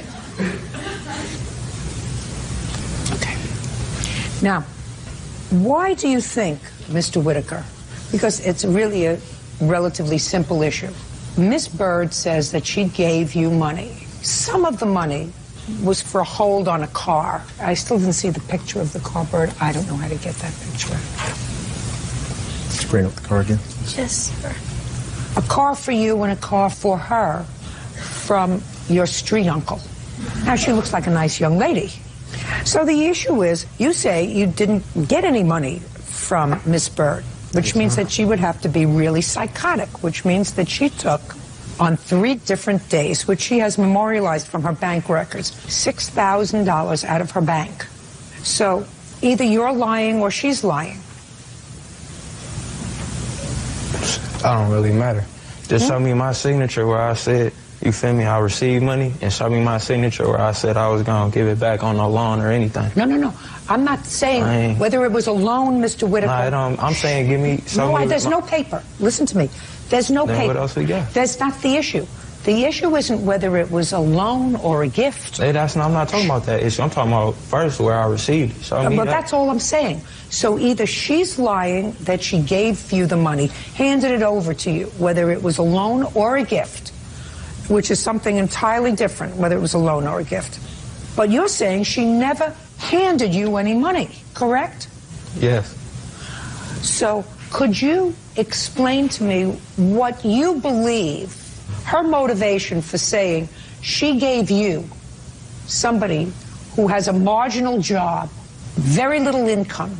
I mean, she could pick somebody else that she gave money to. You know, she could say she gave money to Petrie Hawkins Bird. He makes a good living, right? Why would she pick somebody who makes no living to say, I turned over money to them? You said why? Why? Why are you going to ask me what's she going to do? No, I'm asking you, what would be her motive? If she was going to pick on somebody, let her pick on somebody who has money. She picks on you, you have nothing. I don't know. So you think she must be crazy, right? Maybe. You think she's crazy? Maybe. All I know is I ain't signed nothing, and I don't got it. You don't what? I didn't sign nothing. I don't know nothing. No, I didn't ask you whether you signed anything. I know you don't know anything. I didn't ask you if you signed anything. You don't have to sign anything. That's how I make my living. If people signed things, I wouldn't have a job. Then it would be easy. I would say, you signed this, you owe the money. All right, let me ask you this then. You don't have to sign anything. She just said that she texted me saying that my uncle had a car for her, right? And I was supposed to get the car for her. If you check the date on what she talking about, it's supposedly the date that she was supposed to give me the money, it was way after that. So if I was supposed to go get her the car, why didn't I just go grab the car right there? Why would she say, would he hold it for me? Am I right? Just a second, Mr. Whitaker. Your question actually is a very valid one, and I'm going to ask her that question. Now, Ms. Bird, I read your complaint, and your complaint says that you gave him money on Decembers 10, 11, and 13. And the 1st of January. And the 3rd of January. Just a second. But I want you to read the date of the email that I just read when you said to him, won't he hold it for me? Okay. Which is a very good question, Mr. Whitaker. Why would he have to hold it if you had already given the money for it, right? That's really your question.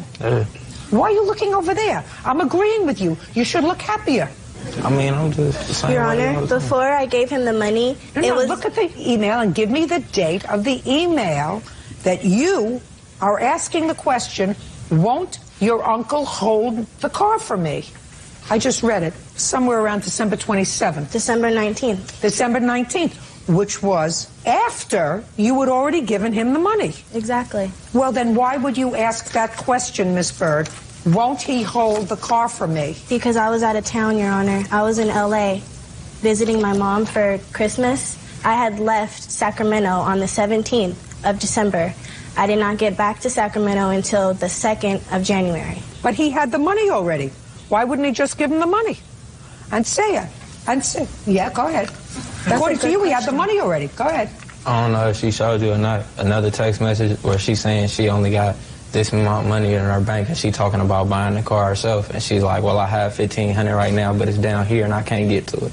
You feel me? So she didn't show you that, though. There is or no text. She was talking about buying the car herself with her money the whole time. So that's all irrelevant information what she's showing you right now, too. Your Honor. So she just caught herself up.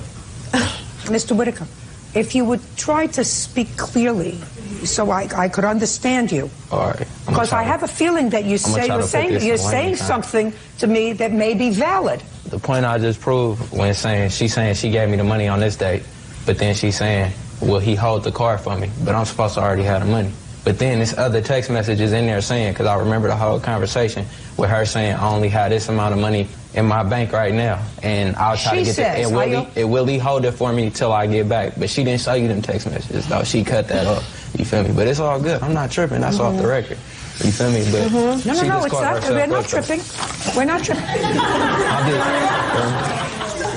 Your Honor, I have pictures of him holding the money. He posted it on Facebook, and he posted a post on Facebook the same day I withdrew the money on the toilet counting stacks. I'm blessed, and you can see that's my finger in the picture. I took this picture. But I thought I wasn't driving. I was on Greyhound, remember? No, that was the 13th. No. This is the 13th when you drove out there. You know how many pictures I can show you with me holding stacks? Hey. What? What? Talk to her. You don't talk to her. Do you understand? I respect that. Okay, do that. Would you show those pictures to him, please, Officer Bird? I put the pictures up there. I don't need to see. Oh, yeah. Right on.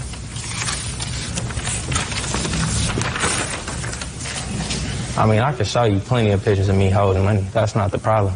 Plenty of me in the pictures with other people holding money. That don't prove nothing. On December 13th, did you post this? Yeah. This? Yeah. You want to read it out loud?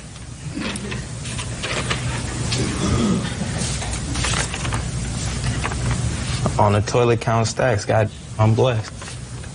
Now, Desiree Bird just gave me $2,000. Look at me. You feel me? Well, so how much did she give you, sir? Did she give you 2,000 or 6,000? I'm taking pictures. Just a second. From where? From did where? you get $2,000? That's undisclosed. I didn't get it from her. No. Did you make it at Applebee's? I made it everywhere. Excuse me? Everywhere. From different stuff. I saved my money. Just curious.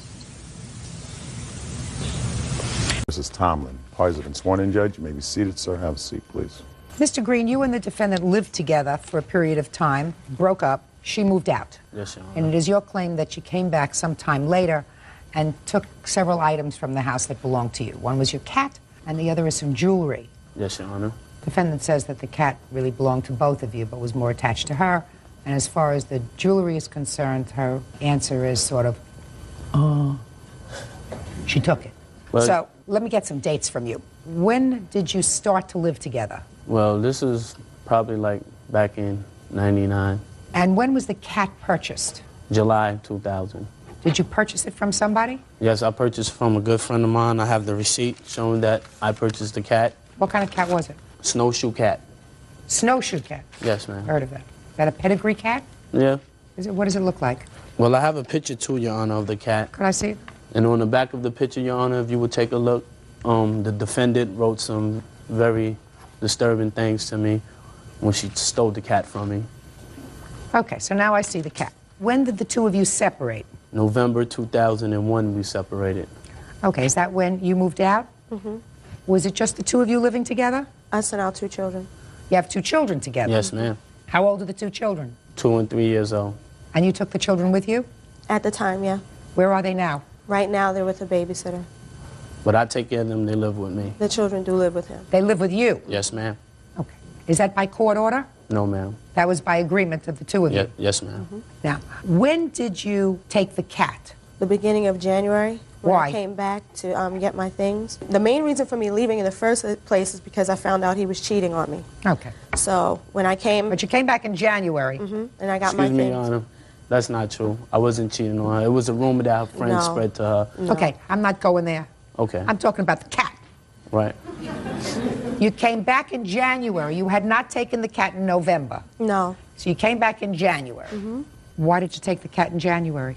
When I came back in January, I got all of my things. I picked up all of my things and everything. I just felt the cat would be better off with me. Excuse me, Your Honor. May I say something? Before we even started, dating, I had another cat, and my cat passed away. I bought this cat, and, it took a lot of pressure off of me from my first cat being deceased. And it meant a lot to me sentimentally. And I don't understand why this woman would take my cat from my house. She took the cat because she was angry. I understand that, but she... How's that? She took the cat because she was angry. Your Honor, I have some letters that the defendant was writing me, threatening me about my cat. Let me say that. And things that she took from me. I'm not going to get to the other things until I finish with the cat. Okay. Do you understand? One thing at a time.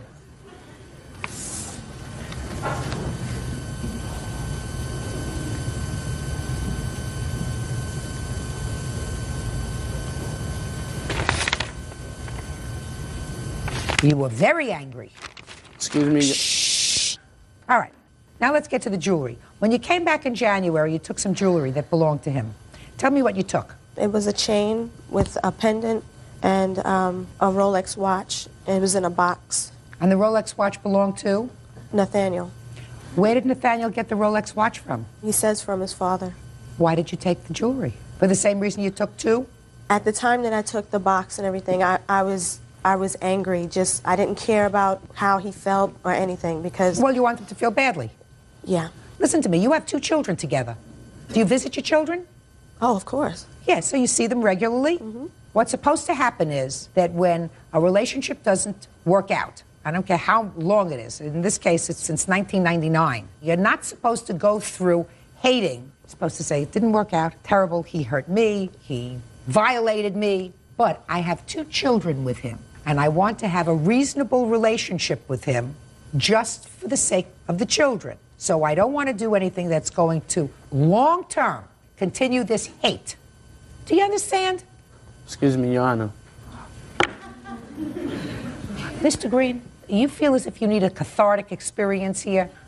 Is there anything else you want to say to me? Yes, as far as my Rolex watch, my father had left it to me. He had passed away, and it was real sentimental to me. And this woman, she hurt me. I really do still love this woman because we have kids and I want to work it out, but I could never trust her again. I don't even think she has my stuff anymore. She has your stuff. I have the cat. Where's the other stuff? I pawned it. Where? MCDs, I think it's called. When did you pawn it? February. When does the ticket expire? I'm not sure. I'm never going to see my stuff again, Your Honor. I'm never. I'm really not sure. Well, didn't you think you should find that out before you came here today? How much did you pawn it for? The watch was $4,000. The chain was $1,900, I think. And what'd you do with the money? Well, right now, like I said, I'm in between places. That's why the children are with him, so... She has no stable life, Your Honor. No, I don't, honestly. Well, I'm asking you, what did you do with the money? At that point, I bought some things. She's a liar, I was Your staying Honor. with someone, She's a so liar. I gave my sister some money also. Listen, let me tell you this, Mr. Green. Your lawsuit seeks $2,600 from Ms. Tomlin. That's Right. what you're suing her for. Right, ma'am. Okay, that has nothing to do with the cat, because you're talking about the jewelry. She got a lot more for the jewelry. Now, I don't know whether she can get it back. I'm not sure how long these pawn tickets are good for. Whether they're good for 30 days or 60 days. I've been trying to get my days. jewelry back all this time, Your Well, Honor. she made a very, very bad mistake. Judge Judy will continue in a moment. And later today, Did you ever take her out for dinner? No, not really. I ain't spend no big money on her. I'm not talking about big money. I'm asking you, went out on a date. Did you pay? Not really, because she wanted to pay for everything. She wanted to pay for everything, you know. All right, listen, you must be absolutely wonderful. Real cases, real people. Judge Judy. Nathaniel Green says ex-girlfriend Takai Tomlin stole his jewelry and his cat named Tu. Takai says she only took what she was entitled to. You have to start to be smart, Mr. Green.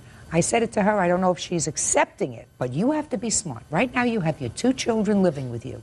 They have a mother. The mother sees the children. I don't know whether this relationship will come together again. It may. In the meantime, she has to do the right thing. Give you back your cat, do you understand? And give you back your jewelry. Miss Tomlin, do you understand? Yes. And then you will not be so angry with her. She may still continue to be angry at you, but she will be able to see her children with a lighter heart. You're not supposed to continue to dredge up the past. I tried working with her. I tried working with her. I tried getting back my stuff for a matter of time. Sorry, Mr. Green. I really thought I could get at least your father's watch back for you. But if she sold it, there's nothing I can do for you except give you the judgment that you're requesting and suggest to you that she did the wrong thing. I think that at this point, at least I hope she knows she did the wrong thing. In the scheme of things, I know that you're hurt because you don't have your stuff, but you have the most important possessions, and that's your 2 children. Do you understand? Right. Your Honor, how am I sure that I'm getting my cat back, Your Honor? I will prepare an order that you get your cat back, and you can use a sheriff or a marshal to ensure I've that been trying to be nice to this woman, work with this woman, and she know that how I feel about my cat. Mr. Green, all I can do is prepare an order. If she refuses to give you the cat, I think it's a big mistake because you have custody of your 2 children. If she wants to continue to be able to enjoy a reasonable flow of visitation with the children, with the person who has custody, that's their father, then what she's supposed to do is do the right thing. You did the wrong thing with regard to the jewelry. Now you better do the right thing with regard to the cat so that he doesn't have to go and get a marshal to enforce the order. Do you understand, Miss Tomlin? He has physical custody and takes care of the most precious things that the 2 of you have together, and that's your children. Not the cat, and not the Rolex, and not the chain and pendant. So you're supposed to do the right thing, not the wrong thing. Grow up. Judgment for the plaintiff in the amount requested in your suit, $2,600. That's all. Thank you, Your Honor. Parties are excused. You may step out. My father's watch and my cat, she knew how I really felt about it, and she really wanted to hurt me, and she succeeded. Now knowing I have a conscience and I feel bad that I hurt him. It's too bad he didn't feel that way about me. She said if I keep on calling her trying to get my stuff back, I wouldn't get my stuff back, and I found my cat in the pet cemetery. Everything I wrote and said, I did out of anger. When you have kids, try to work things out, you know, because you're hurting the kids in the long run. And now the next case. All parties in the matter of Johnson versus White. Step forward, please. 23-year-old accounting clerk Kendra Johnson is suing her ex-boyfriend, truck driver DeBario White, for unpaid loans and for the cost of a tuxedo rental. Miss Johnson, you and the defendant were dating for a while. According to your complaint, you say he owes you for 3 things. First, he owes you for a $100 loan that you made so that he could turn on his cell phone. Then you claimed that you invited him to be your escort to a wedding, and he owes you for the tux. And the final thing, I believe, was a Visa bill for a restaurant. Is that right? Yes, ma'am. And also, there were some shoes that were purchased as well. I have receipts for those. Shoes for the tuxedo? No, shoes for his children. Okay. Mr. White says that he owes you for absolutely nothing. You paid for these things for a variety of reasons. Is that right? Everything was gifts, correct. So let's start with the first loan that you claim you made to Mr. White. When was that? Last year, around middle summer, end of summer, 2000. Middle summer, end of summer. I need a date. August. No, don't guess and tell me. Think. It was in August. I don't remember which exact day. And how long had you been dating him when you made this loan? I had just met him, maybe 2 months I've been dating, if that. And why did he need money? Well, he said that he needed the money to turn on his cell phone so I can get in touch with him. He had no other form of contact for me to call him. He lived with his parents at first, then his brother, which he claimed that I was not allowed to call there, living with family. There were other children, his brother's children. So, no other form of contact. Can you help me? Fine. If I'm supposed to be in a relationship with you and I care about you, that's something I'm going to do to help you. So what did he say? You gave me a whole story. What did he say? I don't have a cell phone? Well, my cell phone was turned off? My cell phone got turned off. I later found out it was in his sister's name. He said my cell phone got turned off and? I need money to pay to turn it back on. And you said okay? Yes, ma'am. So you gave him the money? Yes, I gave him the money. Good. That was in August? Yes. Is that right? No, that's not, Your Honor. Well, so tell me your version of the events. Well, you couldn't be much worse than hers. Yeah. I don't hear anything about a loan. I met this woman at work. We worked together for quite some time at NIH, and she had a crush on me, okay? Listen. So... Mr. White, I want you to listen to me very carefully. Okay. Cell phone. Right. Let's get to the cell phone. Mm-hmm. My cell phone did get cut off, and she was complaining that she wasn't able to talk to me. You know, I was like, well, I got a lot of bills right now. You know, I don't have time to turn my cell phone on. She said, I'll give you the money. Don't worry about it. I'll take care of it. You know, later on, So she gave you the $100? She gave me the $100, correct. And you turned on your cell phone? I turned the cell phone on. That sounds right. Right? No, ma'am, he did not turn the cell phone on. He didn't? There was more money that was owed on the cell phone. So he didn't turn the cell phone on? No, he did not. Well, in that case, she must have knew my bill then, right? I mean, she gave me the money. She just gave me $100. How she know it was more money owed on the bill? Did you turn your cell phone on? Yes, I did. I mean, around the time that she gave you the money? Yes, I did. And were you able to contact him? No, ma'am, not by that cell phone. By other phone numbers, family's phone numbers, Well, et this cetera. was in August that you gave him the $100. You didn't do what he was supposed to do with the $100. Is that right? Yes, ma'am.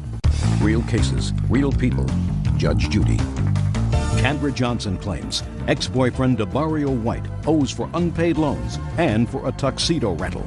Now, when did you invite him to participate with you in this wedding? October 20th. So after he misled you in August and September, then you said to him, would you go to a wedding with me? Yes. Smart. I was still dating him at the time, so Listen, that's your choice. Did you ever say to him, where's the $100? Where's the cell phone? I did. He said, well, I'm in and out, job here, job there. I promise I'll pay you back. We're in a relationship. I'm good for it. I don't believe he said that to you, Miss Johnson, at all. No, I didn't. Miss Johnson, I don't believe he said that to you at all. I'm watching your face. I'm a real good judge of that. That's right. Okay. I don't need your validation, sir. Okay. Now let's get to the tuxedo. You were invited to a wedding in October. You asked him to be your escort. He needed a tuxedo. Tell me about it. Originally, he went with me to get fitted for the tux. You invited him to be your date. That's and he correct. said what? He would. Good. So you went for the tux. I put the down payment for the tux, which was $30 to be fitted. Right. Later on, I had spoke with him here and there. We didn't get to the rehearsal. He didn't know what was going on. The day of the wedding, I called him. He called me, said that he needed to get a hair shape up and that he would be able to meet me. I picked him up. He says, I don't have the tux yet. I said, well, the wedding's in 20 minutes. It's closer to him than from me. He said, well, I don't have any money. I have no way to pick up the tux. If you want me to be in the wedding, you need to buy the tux. So you did? I did. Good. Later on. Did you dance with him at the wedding? We didn't get to be in it because he was late since he had to get his hair cut. I never got to walk. I never got to be in it at all. I was there when they were walking out. Now, Miss Johnson, my next question is, when was the visa bill that you claim he signed for when you went out for dinner? Was that before the tux or after the tux? That was before the tux. Before the tux. So that was in September? The date's on the receipt. It I was don't much have the receipt? earlier than that. I have it, ma'am. Can I see it? Sure. That was like our first date that she took me out on. She paid It's for September dinner. 6, 2001. 9/6. Those are other Okay. receipts as well. September 6th. So tell me about September 6th. There was a place called the Oasis in Silver Spring, Maryland. Somewhere he had been with family. He said it was a really nice place. You can dance. There's comedy. There's you can sit down and have something to eat. Never been there before. He took me there. We danced a little bit. We had something to eat. We talked. We mingled. There was another party or something. I met some people. And later they give me the receipt for the food purchased.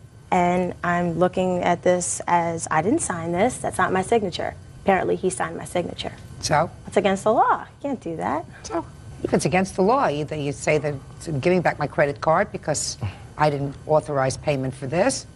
You don't invite him to be your date for a wedding a month later. That's correct. However, Well, you did. When they handed me the receipt, when you go out to eat, I had like a little handbag, something you carry when you go out. I immediately just put the receipt in my bag because not knowing to look at it. And then later on, I went through all my receipts and I kept them just in case I needed it.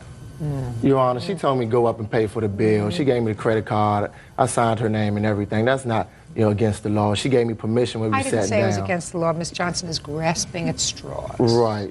She told me to go and pay for I the don't bill. need your validation. I also don't want to hear your voice because it sounds to me as if you were taking financial advantage of this lady. Did you ever take her out for dinner? No, not really. I wasn't. No, not really. So you never took her out for dinner. Did you ever give her any money? On occasion. Give me an example. Money here and there when we go out. Like what?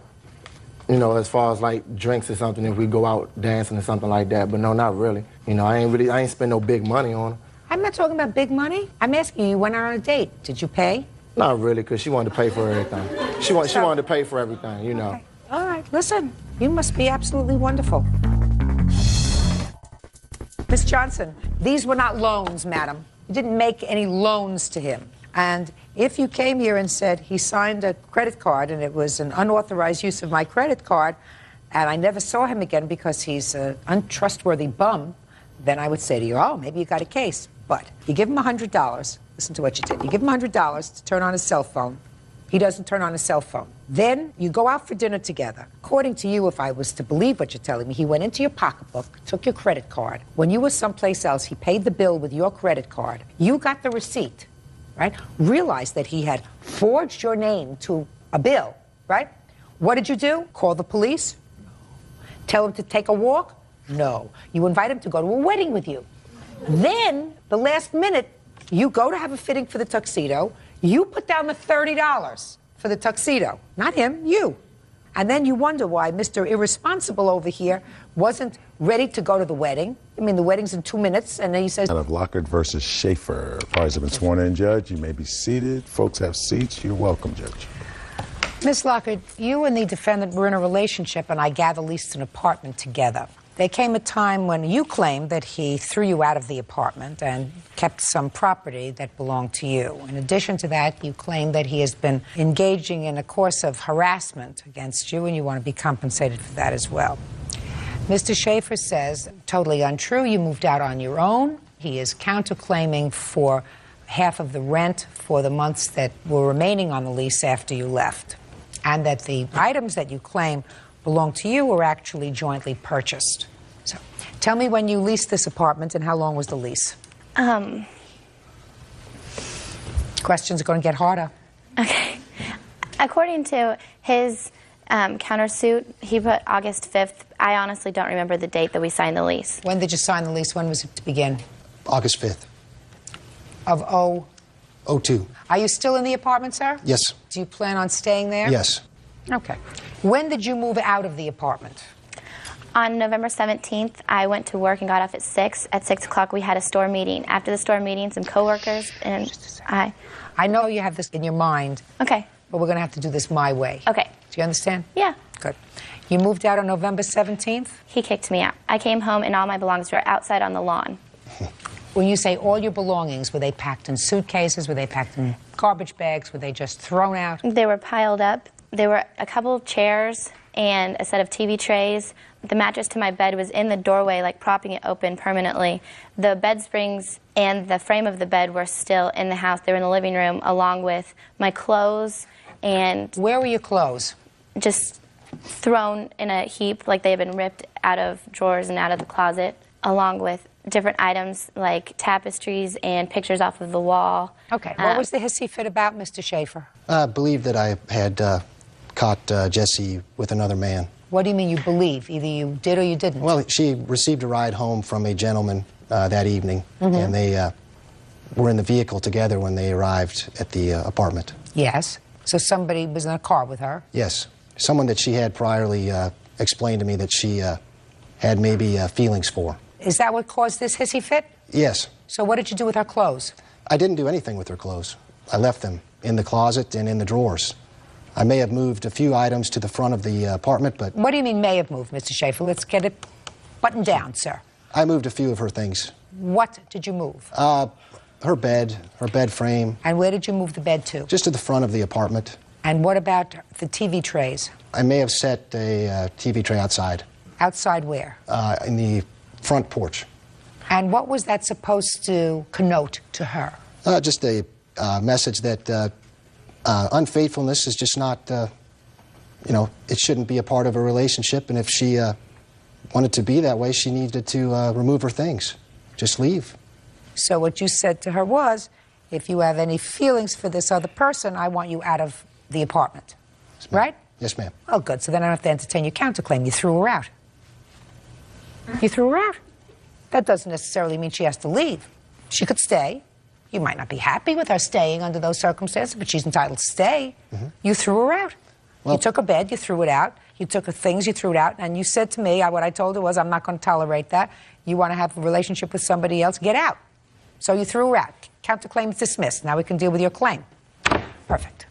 What items do you claim that he retained that belonged to you? From the next day, I went back to the apartment because I still hadn't even gotten my cell phone out of it. From that point up until right before Thanksgiving, I was in and out of the apartment with the aid of my friend Jamie and my parents to remove my items. Never was my PlayStation 2 or 8 of my games there. And those... Okay, sorry. I have a loud voice. I apologize. No, you just are droning on. I said to you, what items do you claim are in the house? Those are the items. PlayStation, you know, you gave me a whole story. Okay. It's not necessary to give me a whole story unless I need a story. I'm sorry. PlayStation and games. Now, Mr. Schaefer, I've read your answer very clearly, and you said that the only property you retained was purchased jointly. Yes. Correct? Yes. But then you go on to say, the next sentence of your answer says, purchase the games together. It doesn't say we purchased the PlayStation together. Now, were you being careful with your language, sir? Yes. Good. So the PlayStation belonged to her because she bought it? Yes. You didn't think I'd notice? No, you were hoping for the best. Fine. PlayStation goes back to Miss Lockhart, Mr. Schaefer. Now, is it a fair statement that two of you jointly purchased the games to play on the PlayStation? Well, for all intents and purposes, we can say that, but I can't swear that he bought any of them because I don't believe he did. You buy some? Yes. How many did you buy? Probably about 3 or 4. And how many do you have? 8? No, I only have 7 that she's listed. Okay. So if you bought 3 or 4, let's say you bought 3 and you returned 4 to her, sir, unless you want to be a sport and return all 7 since you don't have the PlayStation anymore. Right? Mm-hmm. So anywhere from 4 games to 7 games, you're going to return to her. We'll see what kind of a guy you are. Now, you want to pursue this issue of harassment? Yes, please. Well, is it true, Mr. Schaefer, that for a period of time after Miss Lockhart left, you were annoying her? That was only after she returned to the apartment twice, once asking me for a ride home from work after we had split up, and we spent some evenings together. So I was a little bit confused as to her intentions. When was that? 2 or 2.5 weeks after the break. According to you, there were emails, a whole bunch of them. Mm-hmm. When were they? On December 22nd, he emailed me 422 times with things such as, Jesse, are you getting a new for Christmas? I didn't ask you to read them.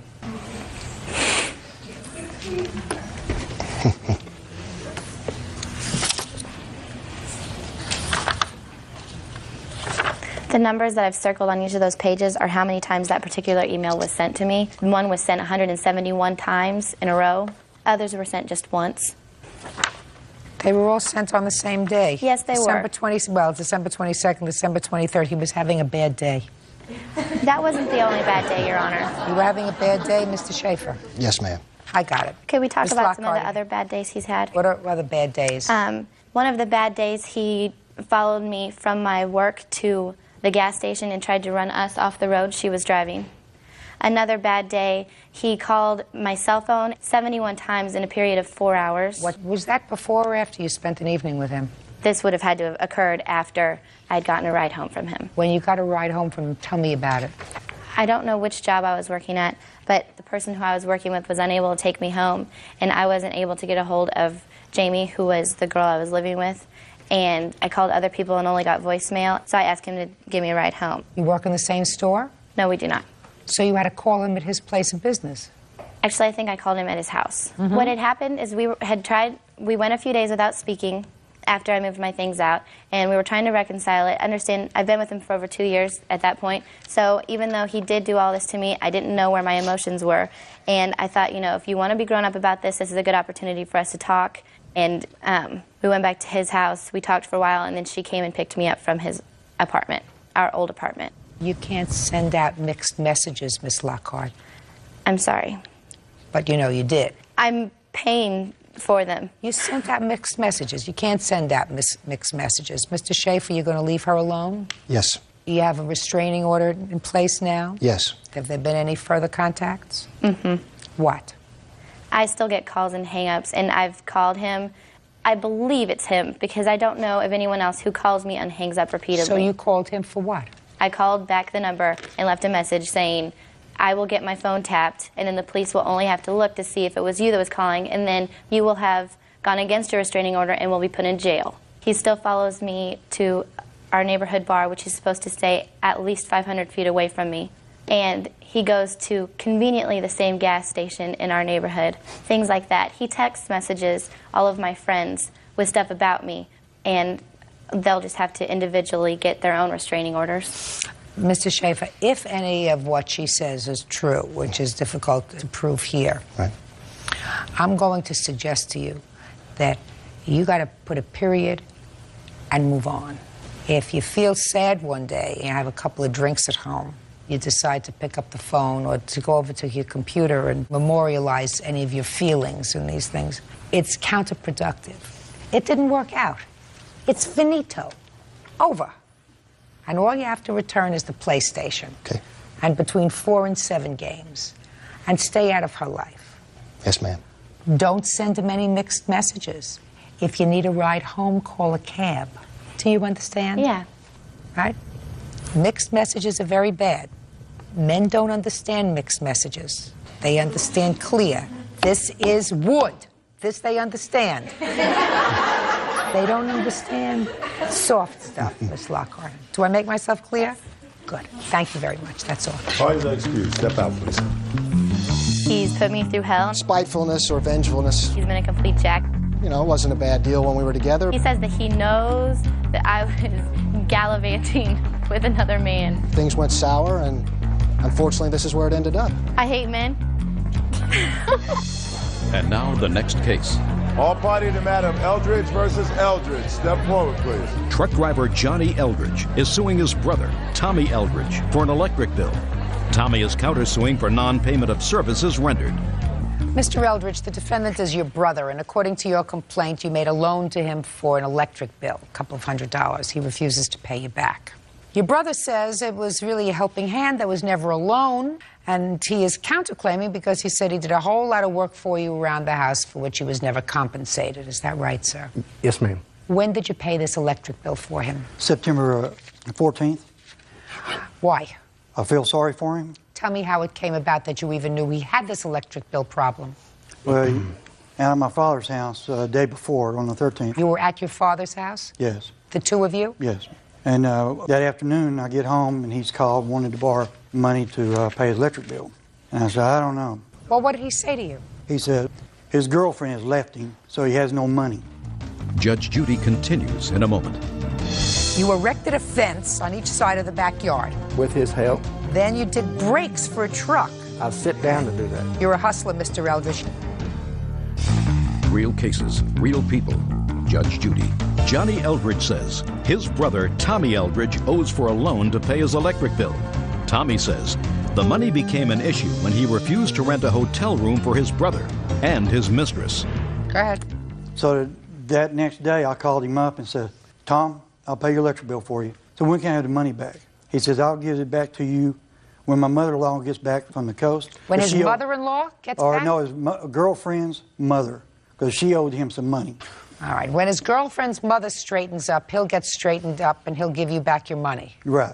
And then I gave him the money, gave him a check. How much did you give him? $257.33. Okay. And then he says, I'll pay you back within a week. A week went by, I called him up, how's everything going, Tom? Didn't have nothing to say to me. So I showed up at his house a month later and said, Tom, what's the problem? Can you not pay me? He goes, no, I don't have no money. I don't have no money to pay you. So I said, well, can you not call me and tell me that you got problems? I called him all the time. Okay. Yes, ma'am. True, he gave me the money. He called me and asked me if I wanted the money. And I don't borrow money. I'm 44 years old. I don't borrow money from nobody. Parents, him, sister, brother, it don't matter. So just a second. So he called you. He knew. Yes, ma'am. So he called you and said, I want to give you this money? Is that what you're telling me? Yes, ma'am. I've got I've had 19 surgeries since May 1st of 2002, and I'm disabled, can't work. He called me. My fiance, works her tail off to make ends meet. We have 3 kids. He calls and asks me if I need to borrow money for my electric bill. He calls me. Oh, just a second. How did he know that you needed money for your electric Because bill? I'm not working. And knowing that she's just a waitress, and I've got 3 boys. I do Mr. that Eldridge. all the time. What? I do that all the time. I call everybody, see if they need money. I got so much money, see. Oh, you're being facetious. I was. That's what he thinks. No, listen, Mr. Eldridge. What you said to me doesn't make sense, sir. It doesn't make sense that somebody calls you up and said, by the way, do you need money to pay your electric bill? If you said to me, my brother called me and said, listen, I know you're having hard times now. Is there anything that I can do to help? And you said, well, you could help me out with my electric bill.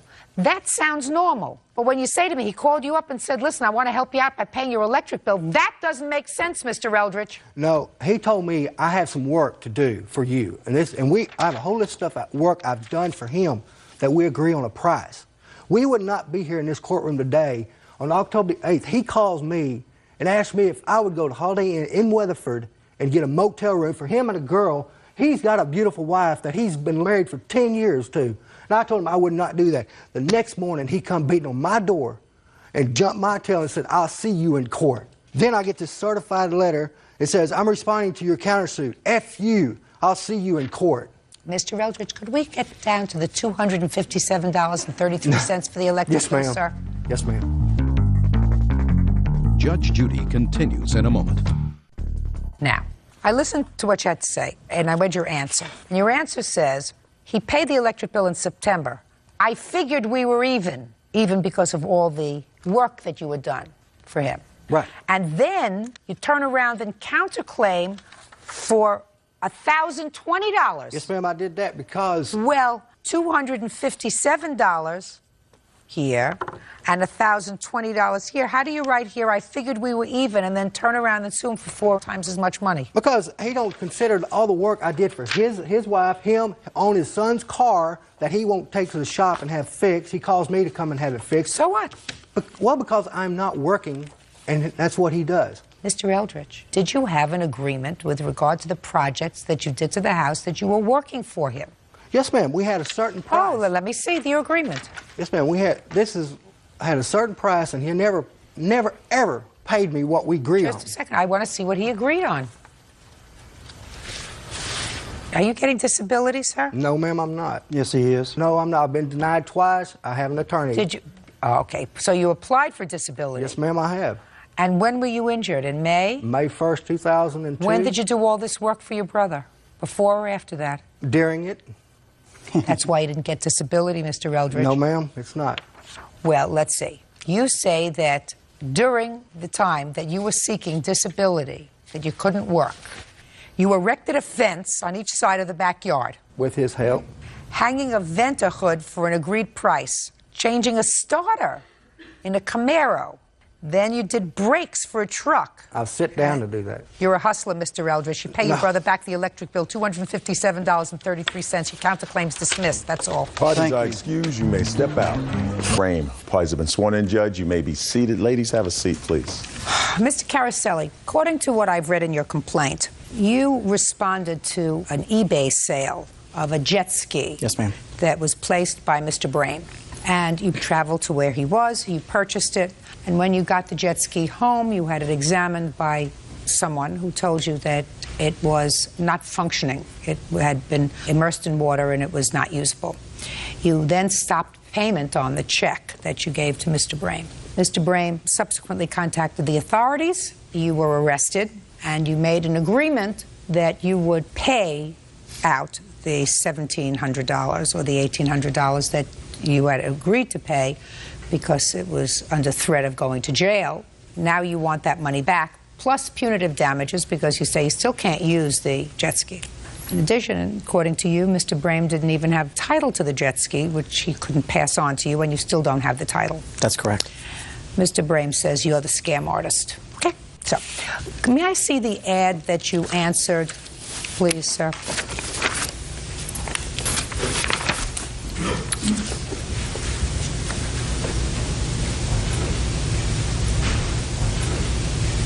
Your Honor, I'm not sure if he gave you... You want to take a look at this and see? I was just wanting to, I knew how many pages there were, and you don't have them all. Massey, but you have. Mine are also in color that show the damages pretty well to the jet ski. Okay. Let me tell you what I see here, Mr. Caroselli, before we get going. According to your complaint, let me see if I can find your exact words. This vehicle I paid over $1,800 for, according to you, quote, was virtually worthless and would cost over $1,800 to bring up to running condition. The eBay notice said the engine was in perfect condition and looked like new. That's what you say. But that's not true, sir. Let's look at the documents that you gave me. The first thing it says here, this item is being sold for a friend. Yes, ma'am. So that would have given me cause to pause right away. Why isn't the friend selling it? Why is he selling it? So you knew immediately, based upon this, that he was not the owner. Then you say that it was in like-new condition, looked like new, the engine was new, but that's not what it says, sir. It says, and he clearly says, I've tried to show this thing in the worst and best condition. It was banged up against a dock, doesn't look good. He says, I have not heard the jet ski run. The battery is dead. The engine looks like new and is most likely in perfect condition, but there are no guarantees. That's very different from saying the engine is new. Yes, ma'am. What this man is saying to you, to a reasonable person, is, don't buy this jet ski. It's dead. I haven't heard it running. It probably is good. The engine looks good because it's clean, and there are no guarantees. So he sold this to you as is. Yes, ma'am. With that in mind, now you can tell me that when you got it home, what did you do? First thing I did was bring it to a mechanic. And let me just back up by saying we talked about the condition of the jet ski. The body was understood. It was in physical bad condition. That wasn't in dispute. I wasn't I know we're not talking about that, sir. Just get over to the next point. The next point I made to you is sold with absolutely no guarantees. That's what he says here, and you purchased it that way. So you got it home, you had it looked at by a mechanic, and the mechanic said it's worthless. So what happened next? Well, I brought it to the mechanic, and it wasn't that the engine was in bad shape. This apparently was underwater and sunk, which he did not tell me about. That was the basis. Just a second. He said, I don't know anything about this jet ski. I'm selling it for a friend. I understand that. That's what this said. This was somebody that he knew. He had information about the jet ski. I felt that selling something as is and that he didn't run it was different than knowing that the ski had been turned over and was submerged in water. Now, do you have any proof that Mr. Brain knew? Stop playing with your paper, sir. It's irritating. I'm sorry. Knew that the jet ski had been submerged. I don't have any personal knowledge of that other than when I opened up the compartment for the seat, the engine compartment was totally clean. It was coming from a friend of his, and he was representing the jet ski. No. He wasn't representing anything. My question to you is, do you have any proof that he knew that this jet ski had been submerged? I don't have any personal knowledge of that, ma'am. That's it. So what did you do? I stopped payment on the check immediately because I figured he failed. He knew. My feeling was. I don't care what you felt. Okay? I don't care what you your feelings go elsewhere. Yes, this is a court. I called him immediately to say that I'm stopping payment on the check because I brought it to the mechanic the next day. I called him that day and left him a message. Okay. And told him that the check was not going to clear. I was putting a stop payment. And what did he want to do? He's lying, Your Honor. Don't, Mr. Brain, don't speak. I subsequently got the report from the mechanic. I don't care what the report says. And then I sent him an email to say, and I have the email that I sent him saying, the ski is no good. It was full of water in the engine. You didn't tell me that. What do you want to do to pick it up? And he never responded to that email. You mean you wanted him to come and pick it up? I wanted him to contact me. He wasn't contacting me. Did you say to him, you just said to come and pick it up? That's what the email said. I wanted to evoke a response because he wasn't returning any of my phone calls. Just a second. What you said to him in the email was, when are you going to come and pick it up? And how long a drive was it? About 600 miles. 600 miles. Yes, so you wanted him to come and pick up the jet ski? I was willing to bring it back, but he Where was did not. you tell him that in the email? The email didn't say that. I figured he would now finally call me if he got this email. Judge Judy continues in a moment. You understand what I'm saying? Yes, Give me a reasonable answer, sir. I'm giving you the truth. No. I'm telling you So what you lied in here. I was not totally honest in that. You're correct. Real cases, real people. Judge Judy. Michael Caroselli says he was scammed on eBay by Mac Brame. Michael claims Mac sold him a jet ski that had been sunk. You say that the ski can be picked up in Pineville, North Carolina at your convenience. It's about 500 miles away. This is non-negotiable, nor up for debate. That's what you said. In the email, okay. yes. Okay. Then you found out that he stopped payment on the check. Yes. And you contacted the authorities. He did not. Shh. What did you do? First off, he never called me at all. Okay. I never got any correspondence in any kind of way as far as him saying... You got the email. Right, I got the email. At that point in time, I didn't know what to do. I didn't have a clue as to what my recourse should be at that point. Let me have the name of the person, the name of the friend for whom you were selling the jet ski. John. John. Who's not the owner. Shh. Just a second. Yes, ma'am. And I want you to explain to me, Mr. Brame, how it came about that you got this jet ski from John. He's been a friend for quite some years. He was opening a daycare in a local town. He was needing money. He was asking me to sell various items for him on eBay. Why didn't he put the items up himself on eBay? Okay, because on eBay, when you first begin to sell, you don't have any feedback. And feedback's a very important thing when you sell on eBay. It tells everyone out there if you're an honest person or a dishonest person. So when you first start selling, you have a big goose egg beside your name, which means no one knows anything about you. He asked me would I do it. It doesn't sound like a very good friend to me, sir. He is a good friend. No. Good friend is not somebody that uses your good name. What he did was give you an item that caused you trouble. Oh, it did, yes, ma'am. Okay. And it gave you trouble because either he did not represent to you that it had been a salvaged vehicle. It wasn't a salvaged vehicle. And how do you know that, sir? I have the title in my possession, and it's not a salvaged vehicle. Submerged. Okay. Most any jet ski, what knowledge I know of jet skis, and from my seeing people on them, often they're submerged. I'm not interested in what you think you know about jet skis, so you're not an expert on jet skis. No, ma'am, I'm not. I've seen them too. So, did you ever see to it that Mr. Caroselli got clear title to this jet ski? No, ma'am. I have an email here from Mr. Caroselli when he would not let me come get it. He said the jet ski was gone.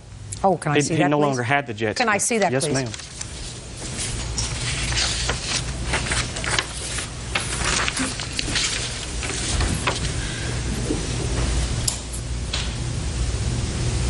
What'd you do with the jet ski, sir? I still have it. Well, why did you tell him that you didn't? You said, sorry, it's gone now. The state of South Carolina deemed that it was abandoned because he would not respond. I sent a letter to him. No, but that's not what Mr. Caroselli. What you say it was sitting at the mechanic. That time it was sitting at the mechanics. I don't care if it's sitting at the mechanics, sir. Then you say it's at the mechanics. You don't say, sorry, it's gone now. The state of South Carolina required me to get in touch with the registered owner in reference to the ski because he would not return calls. I couldn't return it to him. Why don't you just say that here instead of saying it's gone now, Mr. Still never called me at no Mr. point. Caroselli, you understand what I'm saying? Yes, Give me I a do. reasonable answer, sir. I'm giving you the truth. No. I'm telling you what So I you did. lied in here. It was I physically. So you lied in here. I didn't tell him the whole truth in that response. You didn't tell him the truth. He didn't respond at all. You didn't tell him the truth. No, I did. I was not totally honest in that. You're correct. What do you want?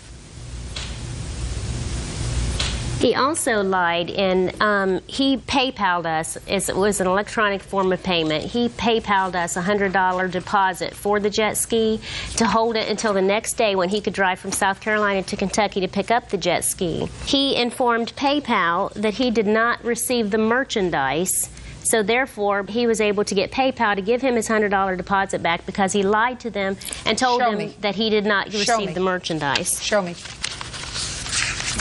Did you, in fact, Mr. Caroselli, notify PayPal that you did not receive the merchandise? I don't recall what I said to PayPal, that they refunded the $100. He stated... Just a second, I can read. Okay.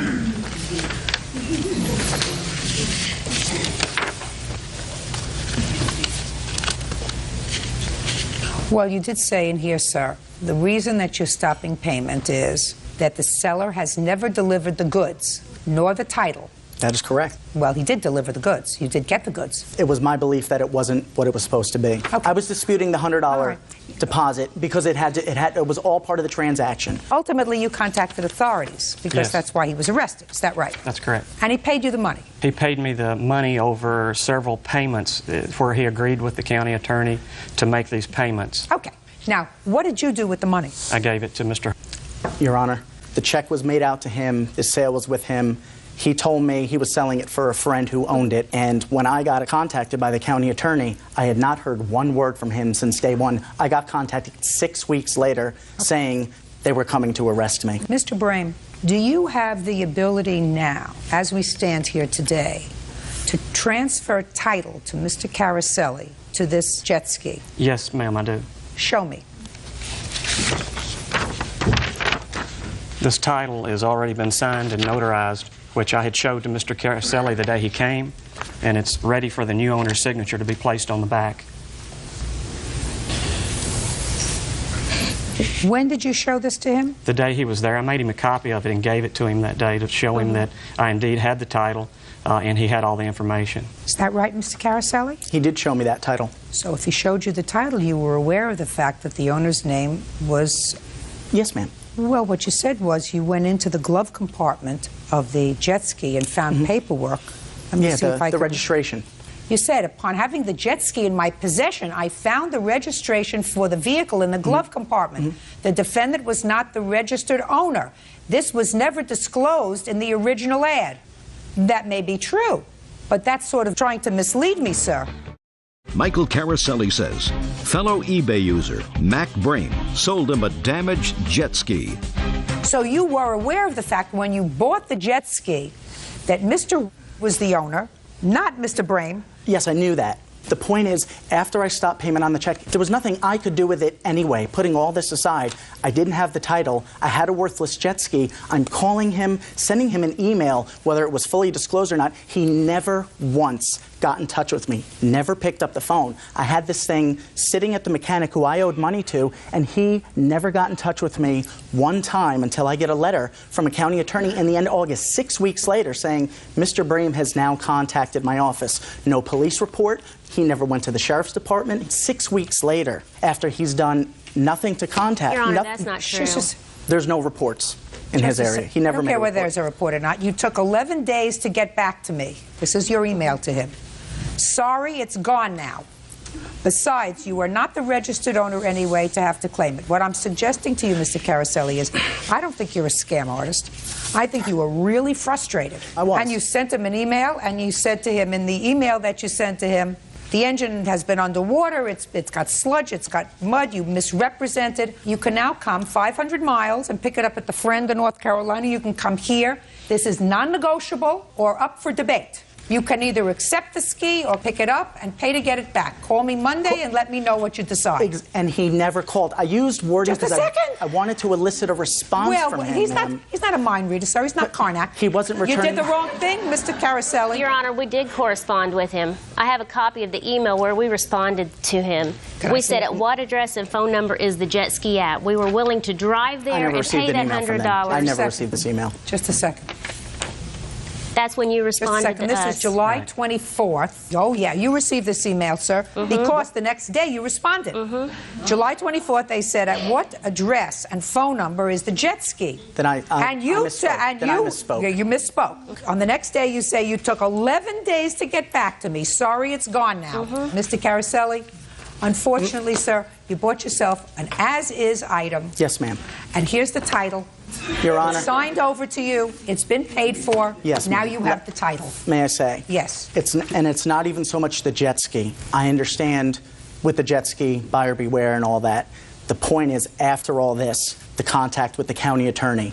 None of this had to happen. This was all inappropriate. For 6 weeks, nothing happens. They don't go to the police. I don't get a call from the Kentucky State Police. I get a call. Receive this letter. It's very important. I got that letter from the county attorney saying that I've defrauded him because I've tried to deprive him of it. Just a second. So you were contacted? 6 weeks later by the county attorney. Fine. Yes, ma'am. Just a second. So what did you do when you received this? I called the county attorney immediately to say, this is a civil matter. This is a dispute between two people. He was saying that I wrote him a bad check. This is an insufficient funds issue. Listen to me, sir.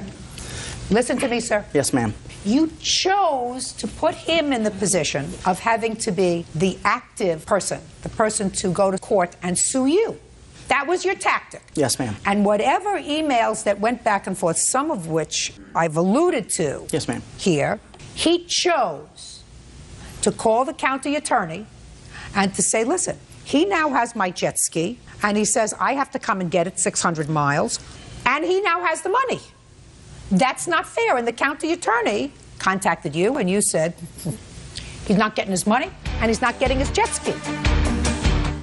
Listen to me, sir. Yes, ma'am. What you're complaining about is not the title, because you have the title. But you're complaining about the fact that he waited 6 weeks.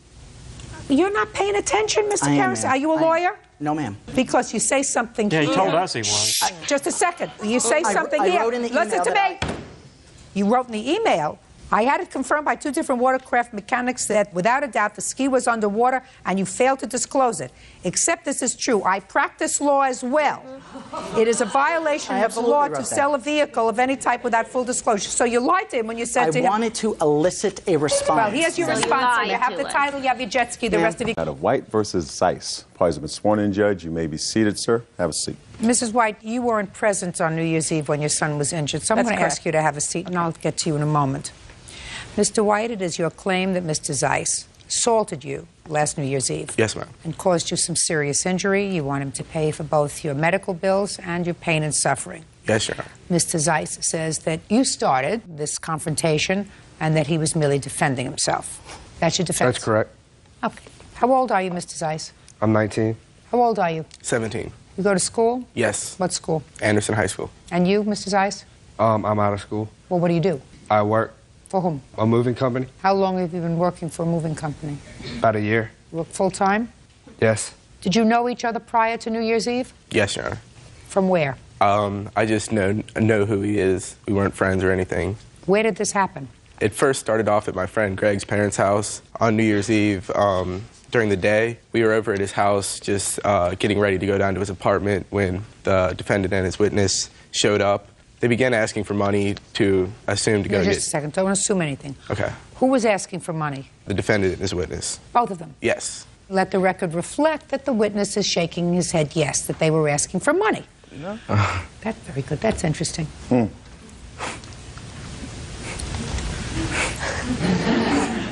Did they say what they wanted money for?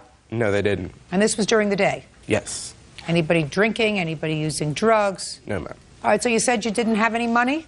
Yeah, I told him I had no money and I refused to give him anything. They kept insisting that I give them money, and when I refused, they began wrestling me onto the ground. Both of them? Mainly the witness at first, and then... This witness? Yes. And then... Whose name is?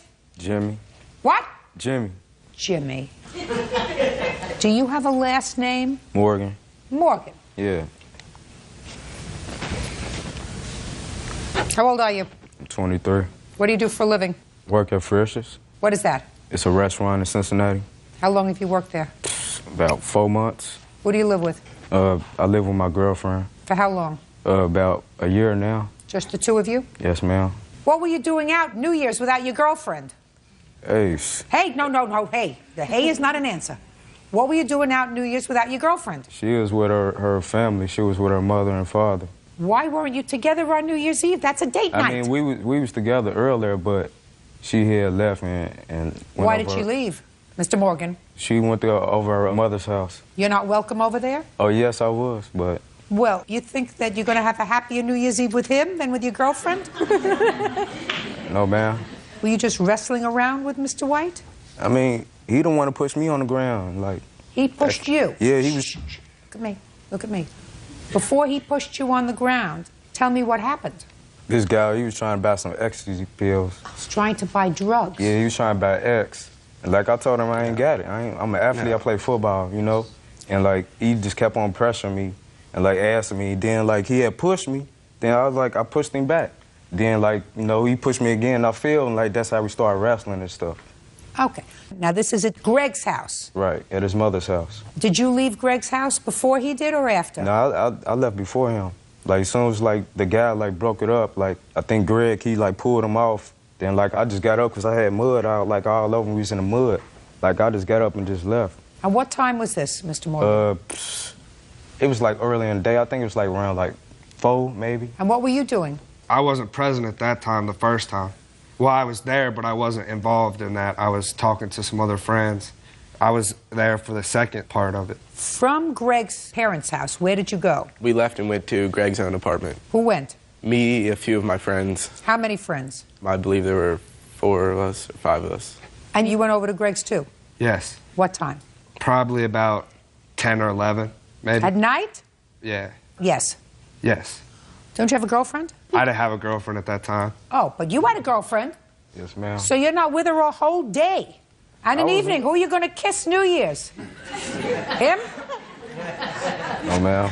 Didn't you feel badly about not being with your girlfriend? I mean, we was kicking it out the whole, like, earlier that day. You were what? We was hanging out the whole, like, earlier that day. And, like, she had left and went over her mother's house, her people's house. Sounds to me as if she wasn't happy with you about something. I mean, yeah, she was cool. She just wanted to go kick it with her sisters and her mother and her father. I understand what that means, as a matter of fact. I know that you think that I don't understand what that means, but I do understand what kicking it means. We've been through this before. Shh. All right, Mr. White, you want to tell me what happened? Your version, at least? Well, first off, I've enlisted in the Navy. I wasn't asking for any pills. I wouldn't be asking for anything of that sort. We left and went to Greg's own apartment, and Greg told him they weren't welcome to come down there after what happened at his parents' house. Where is Greg now? He couldn't be here. Why not?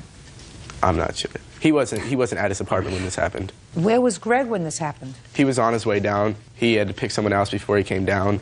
And I was sitting at Greg's apartment with my friend playing video games.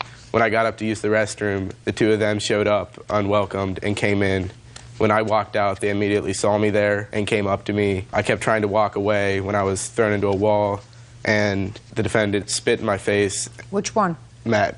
And Mr. Zeiss. Yes. So I immediately just walked away, tried to get away. I went for the door when the both of them threw me down on the couch, and then they began asking for my money again, which I told them that I didn't have it and to get away from me. And then the two of them started hitting me and punching me in the face, which I was trying to block away.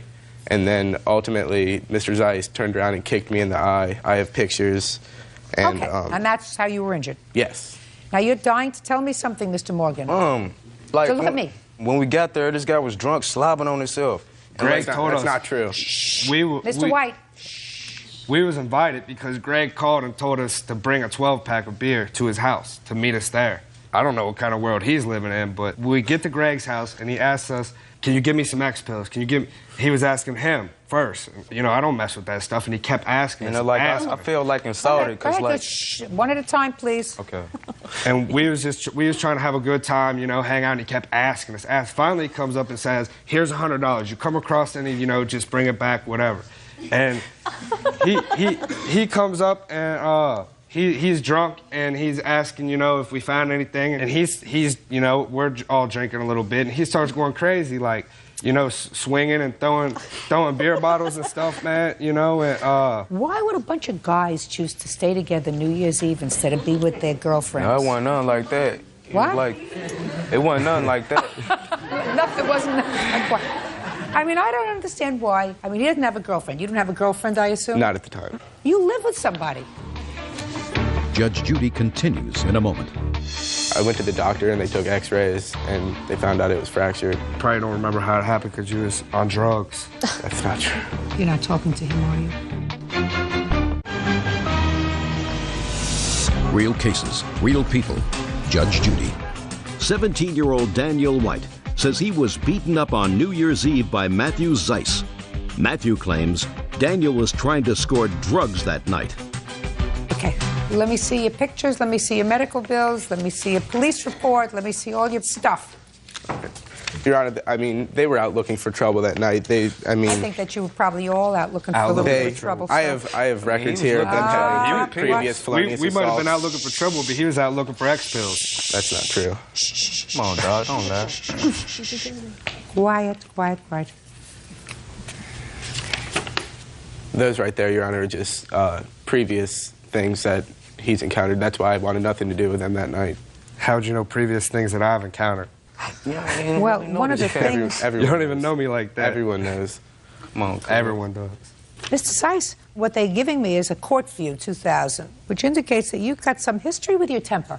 I've been in trouble before, but it was different circumstances.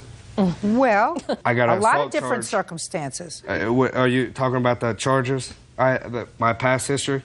Yeah. Well, I have an assault charge because I got in a fight at a festival, because somebody was assaulting a girl and I stepped in and helped out. You also have an outstanding stalking. Stalking? Yeah, motion for criminal No, it's aggravated menacing is what I have.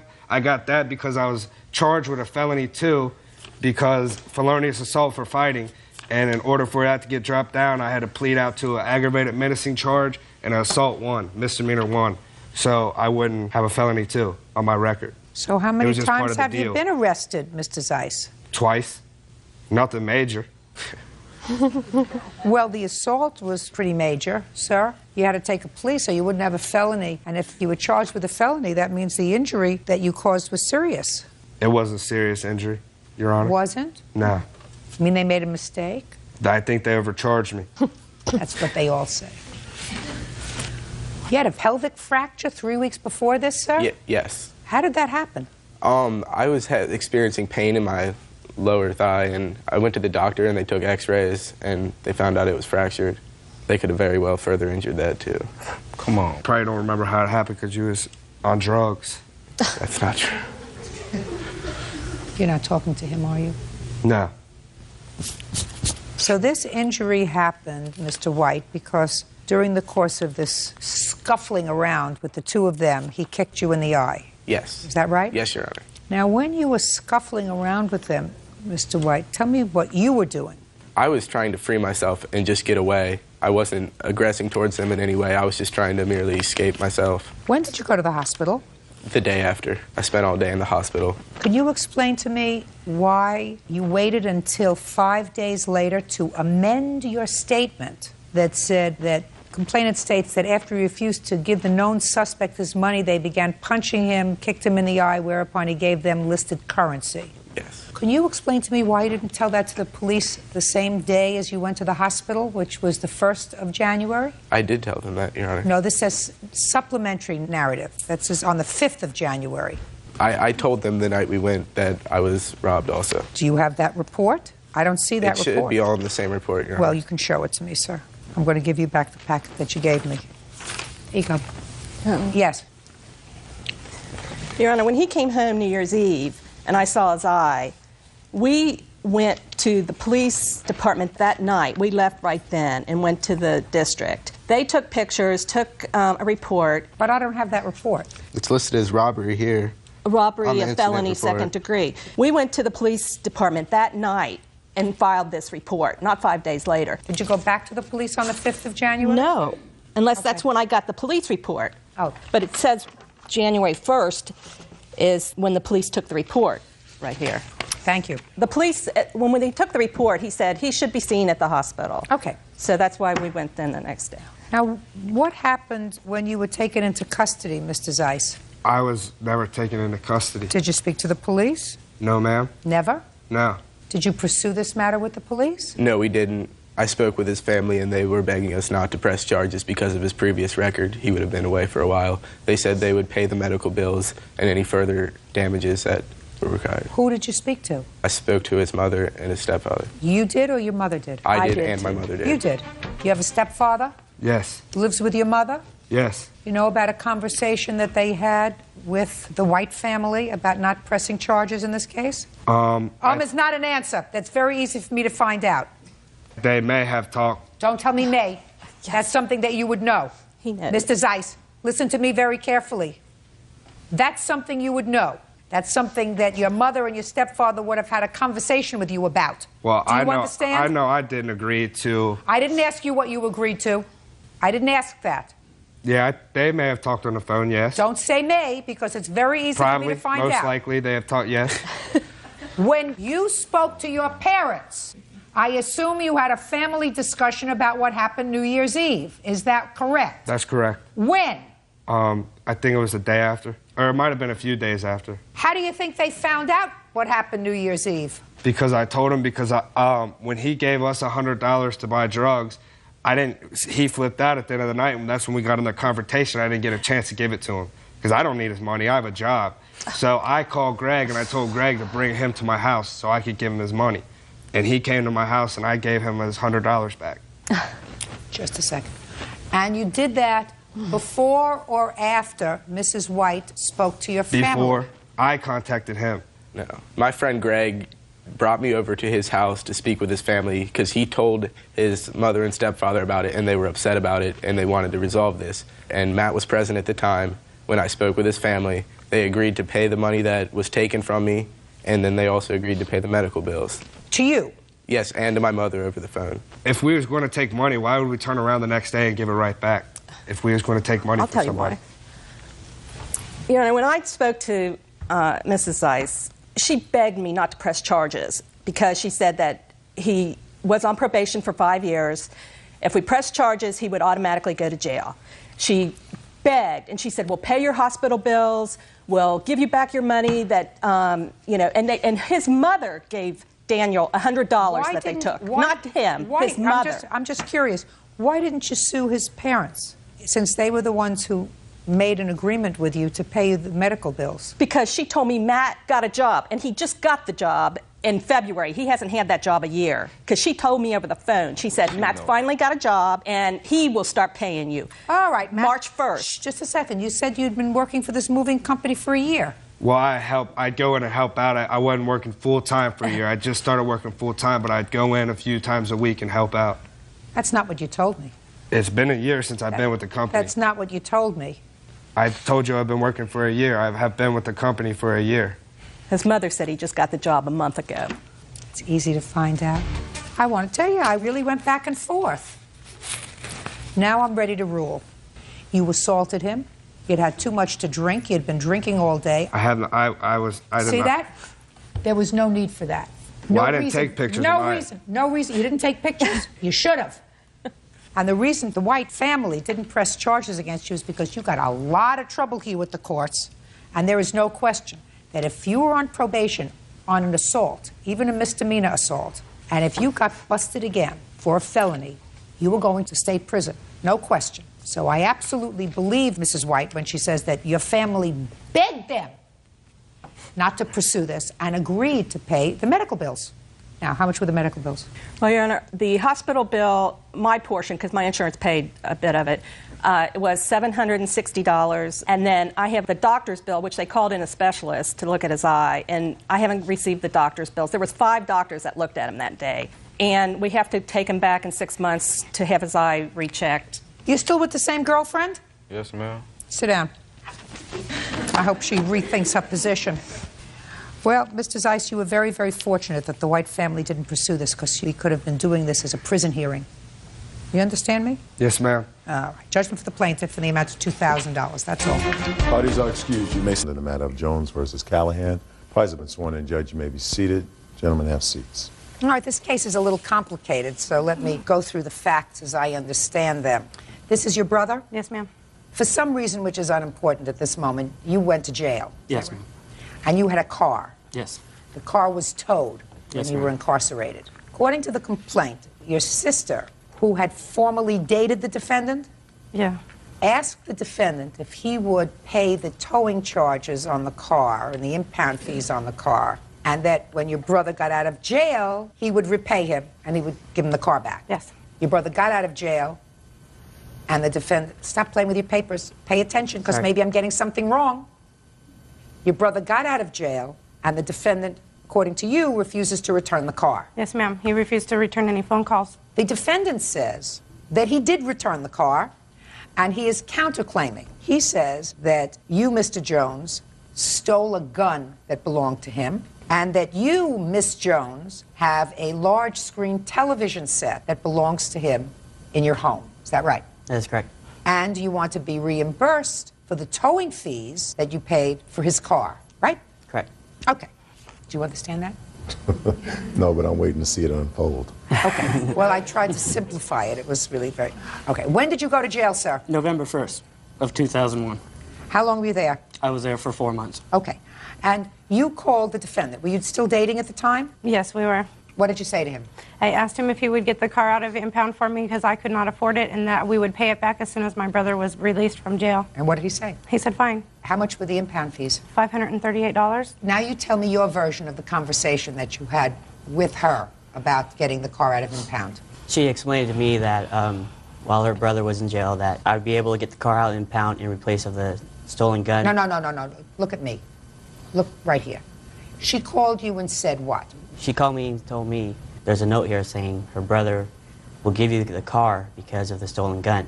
So I said, well, okay, I'll accept that offer. I don't agree with that. Just a second. Who has this note? Do you have the note? Actually, she has the note. You have the note? Yes, ma'am. Let me see it, please. This is the contract we had on the car. He refused to sign it because he said it. Just a second. Okay. Well, nobody signed this, and this doesn't say anything about a gun. What about this gun? There was a gun that he claims was stolen out of my house. I have 2 minor children, this being one of them. My daughter is 2 years old. I had asked him numerous times not to bring a gun into my house. Yes. We went to visit my friend in the hospital, and when we came back, he told me that his gun was stolen out of my house, and I didn't even know it was still in there. I had told him over and over again not to leave a gun in my house with my minor children. So I don't really know what happened to the gun. You said you saw a note where Mr. Jones here confessed to having stolen your gun? Yeah, actually, it was in one of his letters that he sent while he was in jail. Well, where is the letter? Actually, she has it. You have a letter?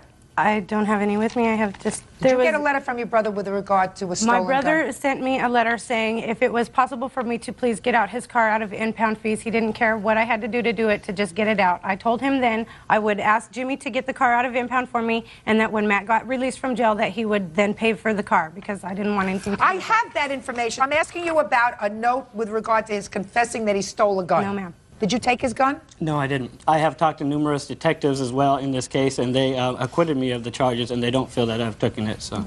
Taken it. Taken it, sorry. Detectives don't acquit you. They just have to have evidence in order to They drop arrest the you. case. They dropped the In any case. event, there's no proof that he took the gun. Exactly. Sounds logical to me, sir, very logical to me, that your girlfriend would call and ask you to do this for her, and that you would return the car. But your defense is that you returned the car. Tell me about that. Actually, on January 8th, she gave me a call, threatened me, saying that if I don't return the car within a couple days, that her and her brother would come looking after me. That weekend on the 12th. Don't speak unless I'm looking at you. That weekend on the 12th, I told one of my friends to help escort me to drop off this VW Jetta to Dawn Marie's residence. So eventually, he drove his Toyota, and I drove the Jetta to her house. We dropped off the keys in the mailbox, which is in front of her doorway.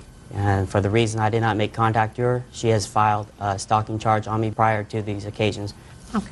Did you report the car stolen? No, they told us we had to take it to small claims court and get it back. He doesn't have it. But he did have it, and he had it at the time, and he had never dropped it off to my house. How do you ever. know that? Because if I'm not home, somebody else is there. I don't know whether somebody else is there or not. He doesn't have the car. And he certainly can't use the car because he doesn't have any proof of ownership. He can't have it insured. So I suggest you call and report the car stolen because he doesn't have it. Do you understand? Yes. Good. Perfect. Now, you can have the car back, but you still owe him some money because he got the car out of impound. You promised to pay him back. Why didn't you pay him back? We've made a number of chances to try and contact him. In the stalking order that he was suggesting, I went with her to the court. We ended up dropping the stalking order, saying we just want the car back, then we can all go our own separate ways. He refused to contact us. He refused to call us. He says that he's not doing the deal no more. We have the money, and we've offered to pay him several times. Well, he certainly can't sell the car without a certificate of title, which leads me to believe that unless he's just merely being vindictive and dumped it in a lake or something, which I have no proof of, that it has absolutely no value to him whatsoever. Real cases, real people. Judge Judy.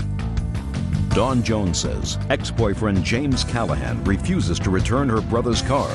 Dawn says when her brother Matthew was arrested, James got the car out of impound and never gave it back. Okay. Now tell me about this big screen TV. All right, I have the receipt here. On 10/8/01, I went down to Circuit City with her son to purchase a TV. For the reason is her TV that she had at the time was not reasonable. So we eventually purchased a 27-inch flat screen Panasonic TV. I do have other things in her house, and I could not receive that. I couldn't bring that. Just a minute. We're not there yet. The TV that she had was not a good one, so you went with her son and bought a TV and brought it to her house. Correct. What makes you think this is your TV? I actually purchased it. I don't care if you purchased it. If you purchased it and made a gift to her, then it's not yours. I don't care if you purchased it. All right, let me hear your version of the TV. Thank you, okay. He was liking to flash money around everywhere he went. He was flashing money in my face. He also was giving me TV. Several gifts, okay? He gave me the TV. I He want put you- it in my name. I have the want you to receipt. tell me He left about- the house one day. He came back with this huge TV, and I said, "What are you doing? I cannot pay you for this TV." He said, "Don't worry, Marie. It's a gift. You can have it. I'm not going to take it from you or your kids." Here's my son who was Let me with see him the receipt, when please. he went to the shopping. Let me see the receipt. There's a receipt for everything he's countersuing me for. No, I'm not interested in everything. I'm just interested in the TV. All right. Sold to Dawn Jones. Thank you. Okay. Now, when you give a gift, you don't take it back, sir. The relationship didn't work out. It doesn't mean you get the TV back. What you do get back is the $538 that you laid out for the towing fees for the VW. That's what you get back. Period. You go to the police and take care of your car. Will do. Good. Have I resolved that? Did you understand it? I understood it perfectly. Thank you. Goodbye. Have a happy life. Parties are excused. You may step out.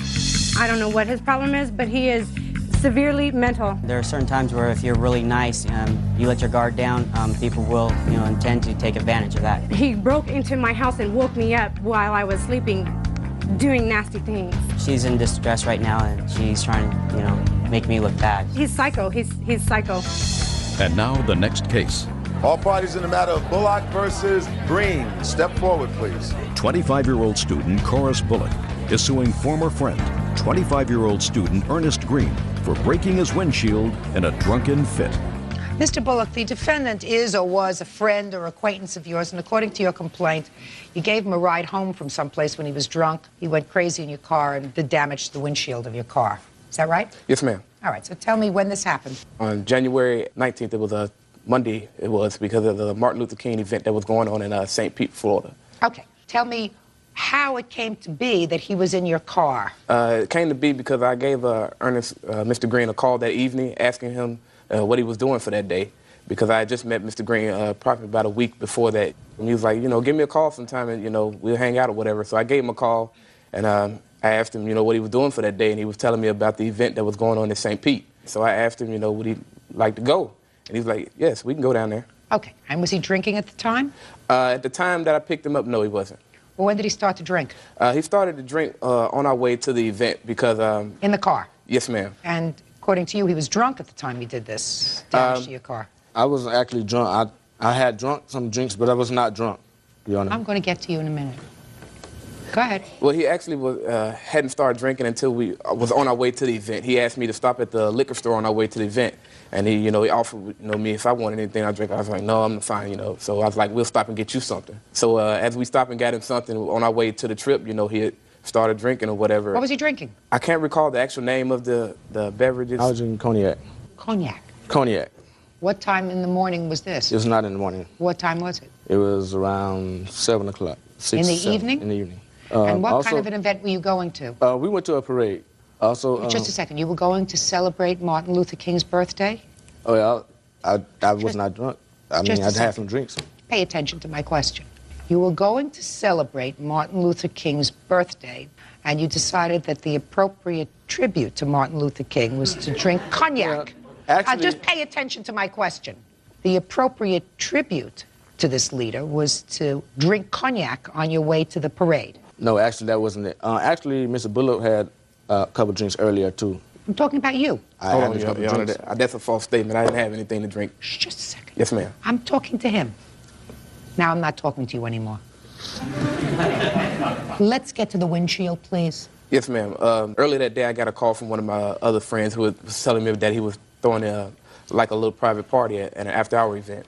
So after we left the Martin Luther King event, on our way back, I told Mr. Green about the event. He asked me, could he come? And at the time, I knew he had been drinking or whatever, and I was like, well, we'll take you home first, and then I'll come back and get you. And then he made a statement that he wasn't ready to go home because he knew if he went home, his girlfriend would not let him back out. Excuse me, Your Honor, that was not true. So when I took him there or whatever, I said, well, you took him to the party. Right. It wasn't an event. It was a party, right? Yes, ma'am. Oh, okay, so let's not say event. We went to a party, and you took him to the party. Did he continue to drink at the party? Yes, ma'am, he did. We haven't gotten to the windshield yet. When are we going to get to the windshield? I'm losing we're getting patience. to the windshield right now, ma'am. Good. All right. Well, we were at the party. That's when he started getting a little belligerent, and one of the actual bouncers had saw that his attitude was rude towards some of the females in the club, that he was grabbing on them and harassing the women. And he said, "You all are going to have to take him home." And I said, "That's not a problem." I said, "I'll take him home." On our way going down the interstate, Mr. Green's attitude had really changed. I mean, he had started getting very rude, loud. He had started, you know, saying some obscene things. Where was he sitting? He was sitting in the passenger seat. Excuse me, Your Honor, that's not my character. Just a second. It's not of my character. Don't interrupt. All right, so he's rude, he's belligerent, he's using bad language. Get to the windshield. So we were approximately about a block from his home, and he had just started really getting loud, and before I knew it, he had started swinging at the windshield like this, going like this, and I was like, "What are you doing?" And before I knew it, I looked up, and my windshield was cracked, and we was about a block from his home. And he cracked the windshield with his what? With his fist. Do you have a picture? Yes, ma'am, I do. I'd like to see it, please. Judge, if I broke a windshield, cracked the windshield, I'm pretty sure. Am I looking in your direction, Mr. Green? Okay, sure.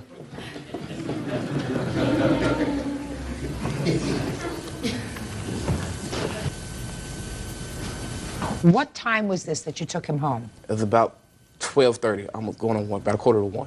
And you picked him up at what time? I picked him up about 6 o'clock, 6:30. What time did you get to the liquor store? We made it to the liquor store about 6:45. So he started to drink cognac at 6:45? Yes, ma'am. And it would be fair to say that he drank from 6:45 until about 12:30, a quarter to 1? Yes, ma'am. No, it wouldn't, Your Honor. Oh, okay. All right. Now, Mr. Green. Yes, ma'am. Listen to me very carefully, Yes, sir. I can. You remember going home in the car with Mr. Bullock? Of course I do.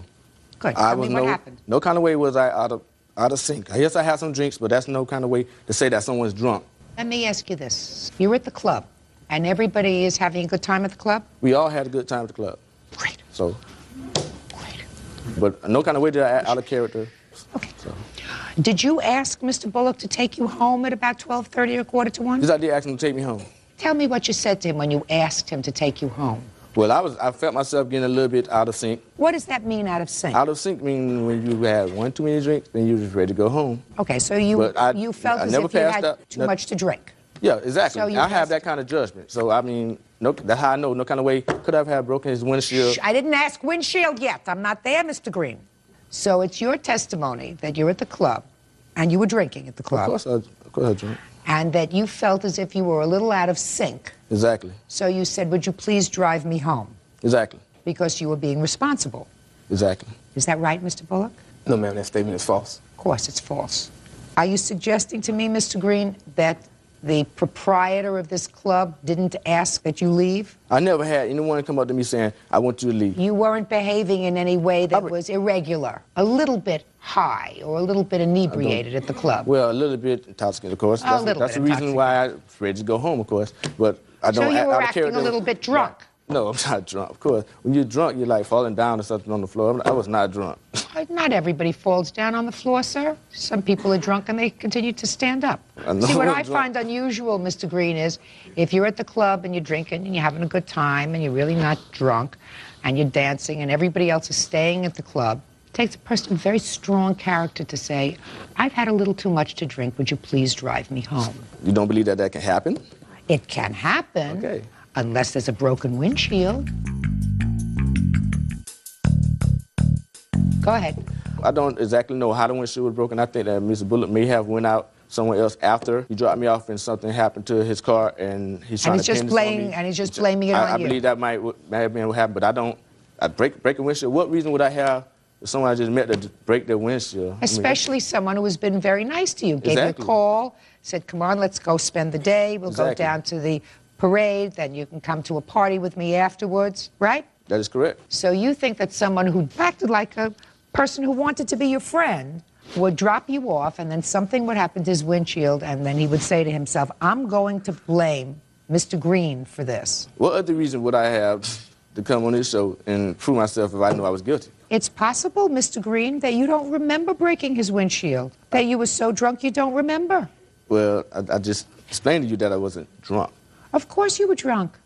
You had been drinking for over 5 hours. No, I wasn't. I just said Cognac, not a little beer. I was not drinking over 5 hours now. Sure you were.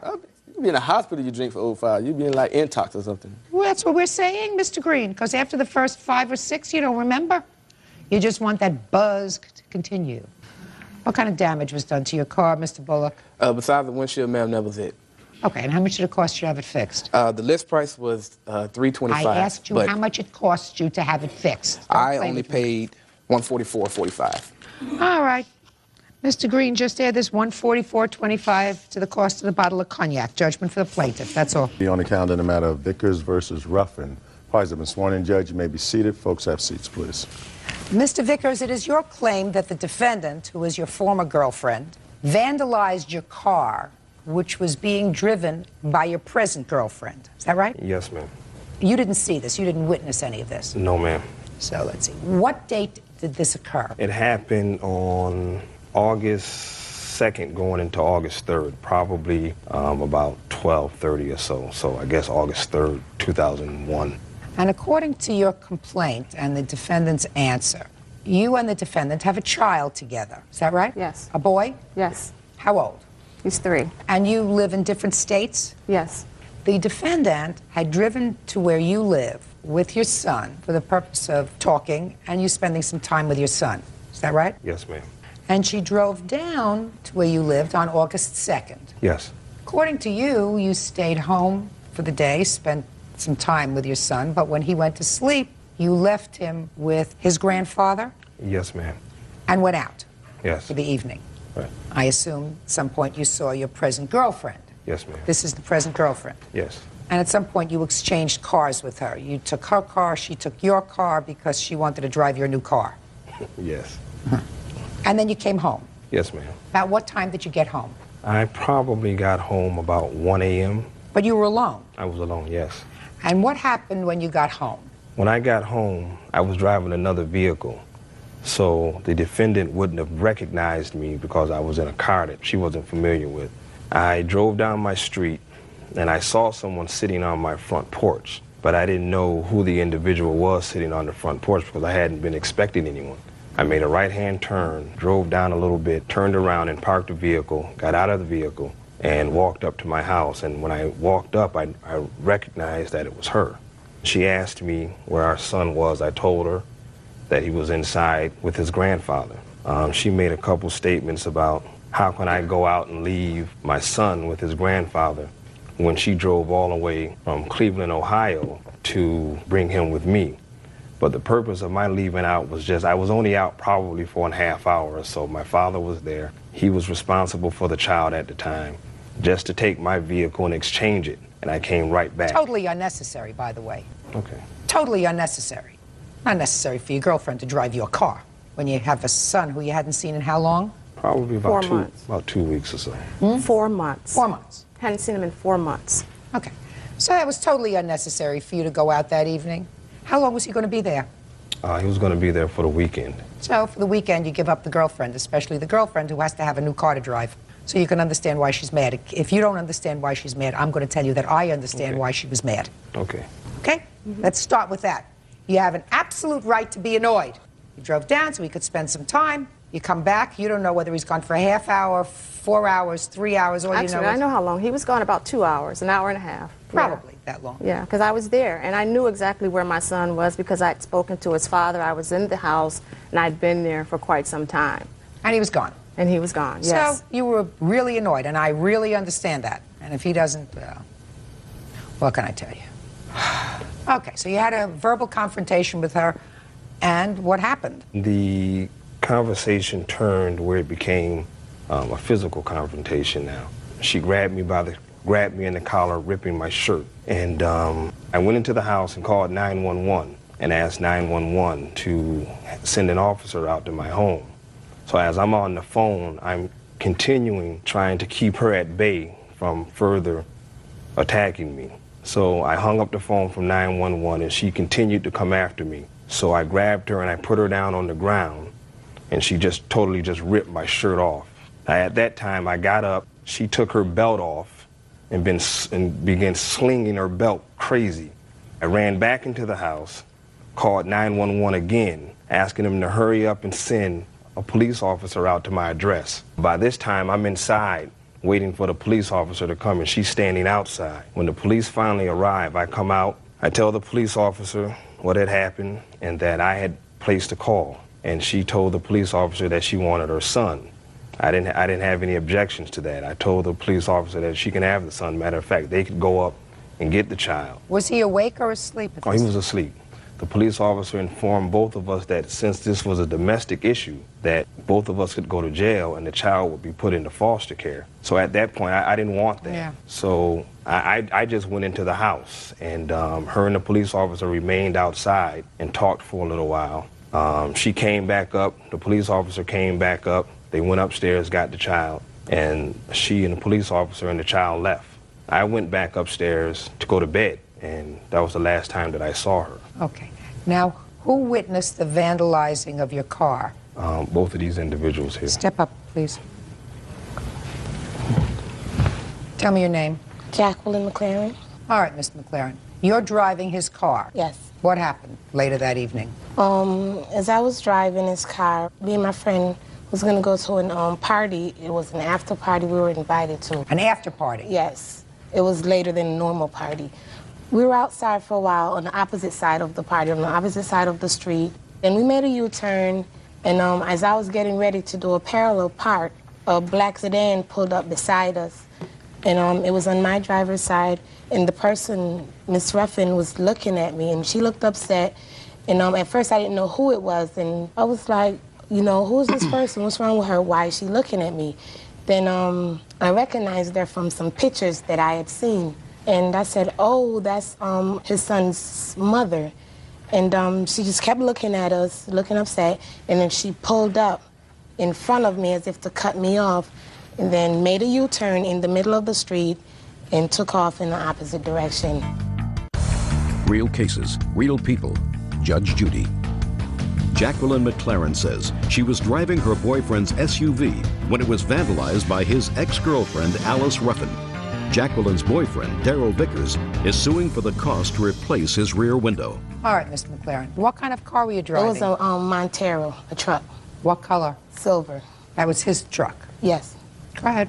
So at that time, I decided that I wasn't going to park the car where I originally planned on parking it. So then I pulled up to the intersection, made another U-turn, and parked on the opposite side of the truck. When I parked, I stepped out of the truck and I noticed two gentlemen were standing outside, and this guy right here. And then I said, are you going to be out here for a while? And he said, yes. Did you know him before? No, I didn't, no. And I said, well, can you do me a favor and keep an eye on this truck? And he said, no problem. So then I went inside to the party, and when I got in, I just didn't feel right. I just didn't feel comfortable. So I kept looking out the window, like every now and then checking on the truck. I said maybe 20, 25 minutes. I noticed this young lady, she had something in her hand and she threw it at the back of the truck. And you know, I stood there for a minute, you know, looking at it like, oh my goodness. And then I left the window, went to go get my girlfriend, and I told her what happened. So we left to go downstairs, and someone saying, who's in here driving a silver truck? You need to go outside and check on your truck. As I got outside, I saw him, and he said, this lady just threw a brick in your truck. Okay, tell me your name, sir. My name is Joe Lewis. Did you know any of these people before? No. Tell me what you observed that night, and about what time was it? I want to say about 12, more like 12:40. What did you see? I just came out of the store. Me and my cousin were talking. He lived directly across the street. She had said, when she had got out the truck, she said, if you guys are going to be standing here for a moment, you know, can you look Keep an at the eye truck? on the truck. Right. I say about 15 minutes later, I saw a black car pull down a side street. Young lady got out of the car. She walked towards the back of the vehicle. I didn't know she had an object in her hand, but all you heard was psh. You heard a big splash noise. Me and my cousin looked at each other like his windows just got busted. From there, she jetted back to her automobile. She did a U-turn. Describe the automobile she was driving. I just know it was black, four-door sedan. Had like white tan plates. Wasn't the New York State tags. Did you recognize the lady? Not really. Could you identify her? The clothing that she had on. Her hair could have been... What kind of clothing did she have on? Like light-colored pants. Could be pink, could be white. Did you see if there was anybody else in the car? No. Couldn't see, or you didn't notice? Didn't notice. Didn't notice whether there was a child in the back of the car? No, because she pulled off on the side street. She pulled off on the side street and then came over to the car? Walked right behind the truck. And then just left? walked back to her car and pulled out. So you couldn't tell me, as you were standing here today, if this is the young lady who did it? From across the street? Mm-mm. Okay. But you recognized her? Yes. Okay. Thank you very much. Thank you for coming today. Okay, Ms. Ruffin, let me hear you. Okay, well, I am here today, and I just want to say that I did not do what Mr. Vickers is saying that I did. Mr. Vickers is strapped for cash because I filed child support, and he's very, very, very bitter. He may be very, very bitter. He's talking about an incident that occurred where he says you were so angry that you threw a rock at his car. Okay, well, I didn't do it, and I think you did. You think I did it? Yeah. I didn't do it. Oh, I think you did it. All right. I think you may have felt at that moment that you had the right to do it. You had the right to do something. If it wasn't throwing a rock at his head, you decided to do his car instead, because the closest thing to a man is usually his car. And if you couldn't get him, you were going to get his car. You behaved very badly that night, Miss Ruffin. Not just with the car, even before the car at his house. I can understand that you were angry. What did I do at his house? You became physical with him. No. He became physical with me. Really? Why would he call the police if he became physical with you? Okay, let me just go back to the story that he said. I went to his family reunion and I saw him there.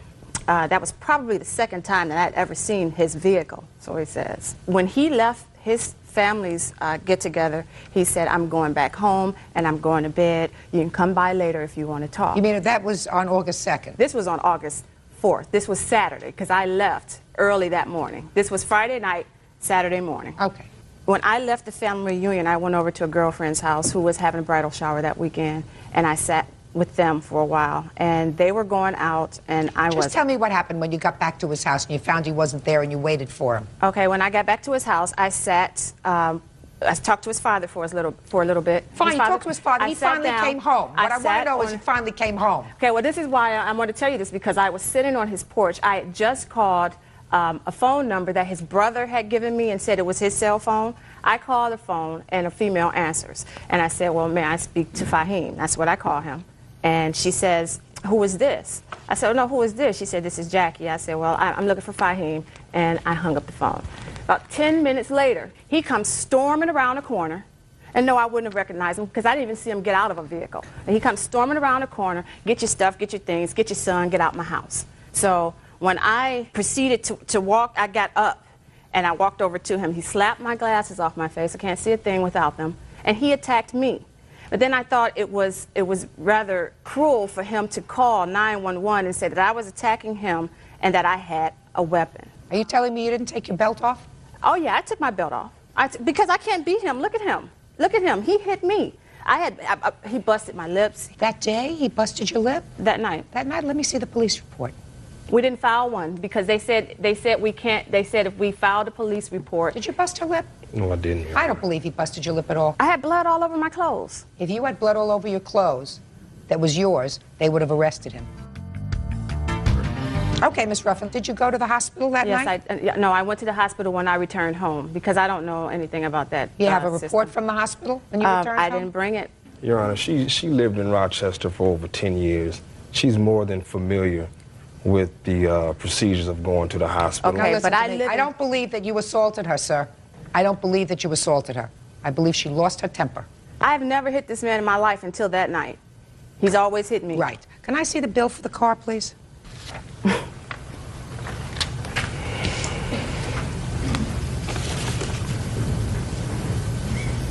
What? She busted a car window. That's not $2,000 worth of damage. She busted a rear window, broke all of the decals. She did a lot of damage to the vehicle. It was a rather big brick. She did a lot of damage. I also have other pictures that would indicate when she threw the brick through the rear window, there was a bottle of bleach in the back cargo area of my vehicle. And the brick bust the top of the bottle of bleach, spilling the bleach all over the back of the vehicle. What year car is this, sir? It's a 2001. It was a brand new vehicle. I had just bought it. Had you ever told her that you just bought a new car? No, I didn't. Did you know he had just bought a new car? No, you told me you'd seen it twice. Right. He took my son to the barbershop, and we were talking outside the shop. He pointed up the street and said, that's my new car. I was afraid so you knew to he tell had a new you. car? Well, he told me then, yeah. Okay. Had you been paying Mr. Vickers regular child support for your son? Pardon me? Let me see if I can find words that will better, translate to you.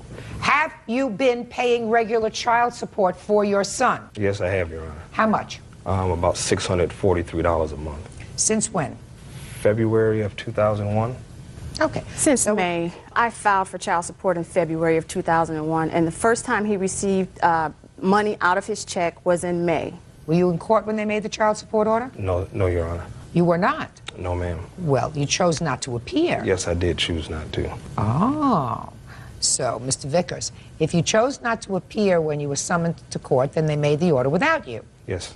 And then you didn't pay it for a while. No, I paid it. No. You didn't pay it for a while because if you chose not to appear in court, then they made the order, they had to transmit it to you. Yes. Now it's being taken out of your salary? Yes.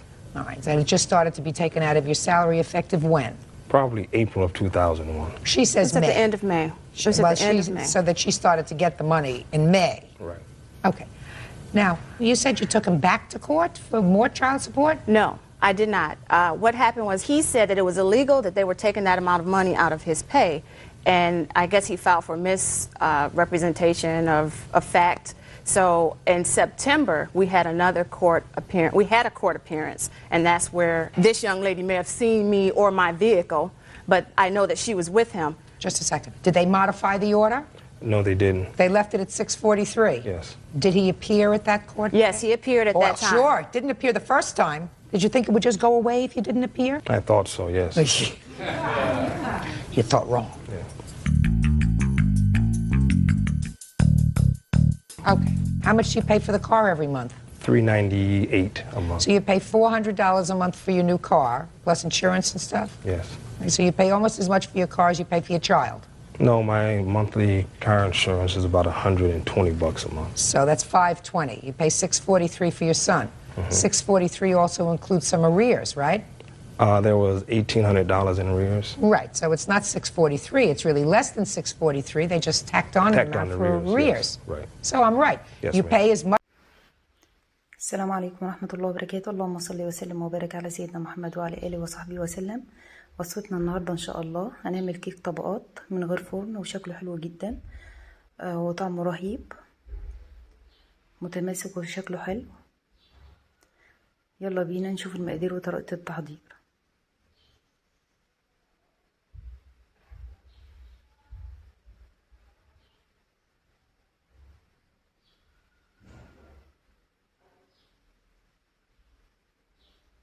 اول حاجه معايا المقادير. معايا 200 جرام بسكوت مطحون ومعلقتين زبده هضيفهم عليها واقلبهم بقى كويس. احنا عايزينه زي رمل البحر كده.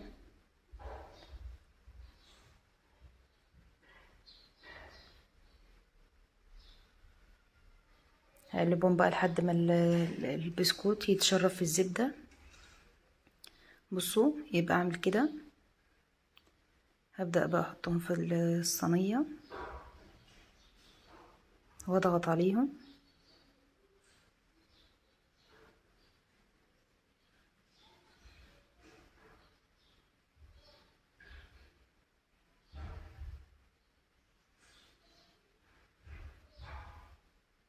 هبدأ بقى اضغط عليهم كده بأي حاجة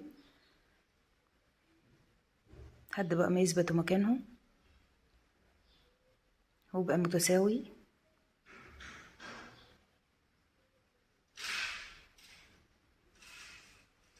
دي اول طبقة هركنها بقى وهبدأ بقى في الطبقة التانية. معايا لتر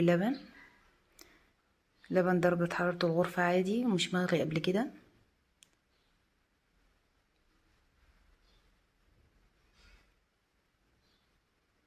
معايا 3 معالق سكر، ممكن تزودي او تقللي حسب الرغبة، و3 معالق كاستر.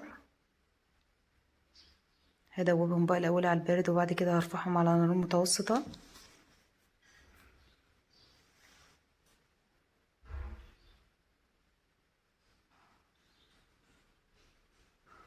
ما ينفعش نعلي النار عليه، النار بتبقى هادية عشان ما يلسحش منك. وبرضو بنفضل نقلب كده. لحد بقى ما يتقل معايا والخليط يغلي كمان عشان النشا تستوي فيه. هبدأ بقى اصبه على الطبقة الاولى،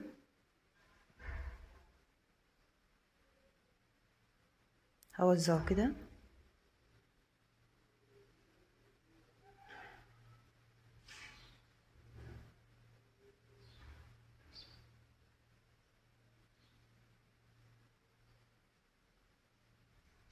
وهسيبه بقى يبرد لمدة نص ساعة. وهجهز الطبقة التالتة.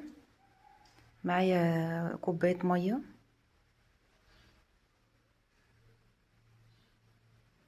معايا باكو جيلي احمر،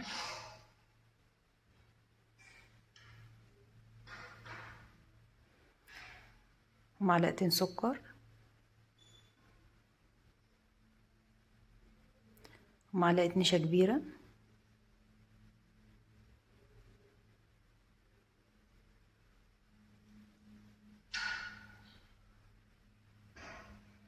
واقلبهم برضو على البارد.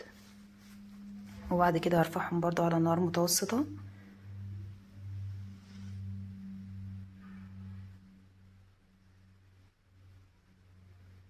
اهم حاجة ان نتأكد ان المقادير كلها دابت.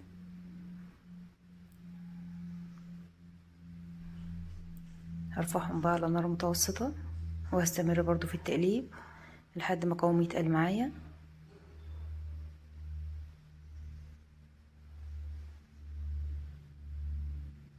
اول بقى ما اتاكد ان الطبقه التانية بردت هبدا اصب عليها الطبقه التالتة، طبقه الجيلي، واحده واحده برضو كده.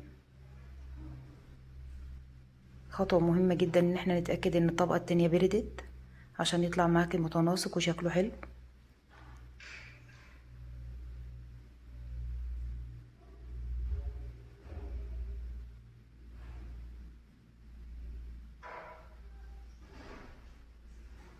هسيبها بقى لحد ما تبرد.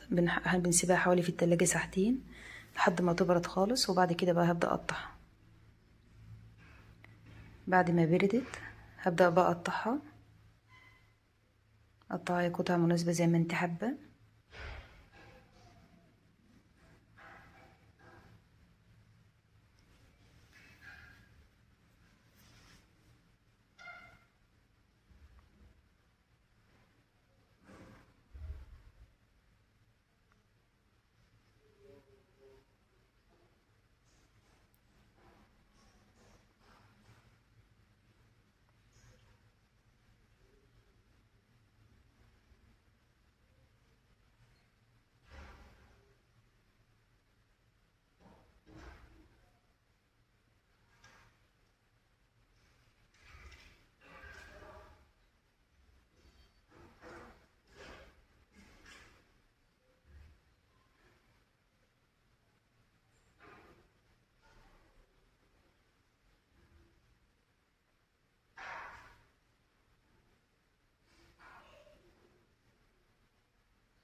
هبدأ بقى اطلع قطعة منهم.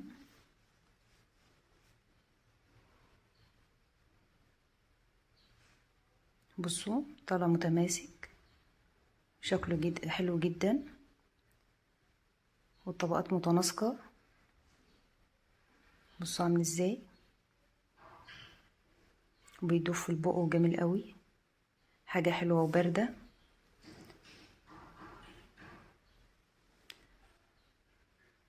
وسهل وسريع جدا. ممكن تجهزيه في وقت بسيط خالص.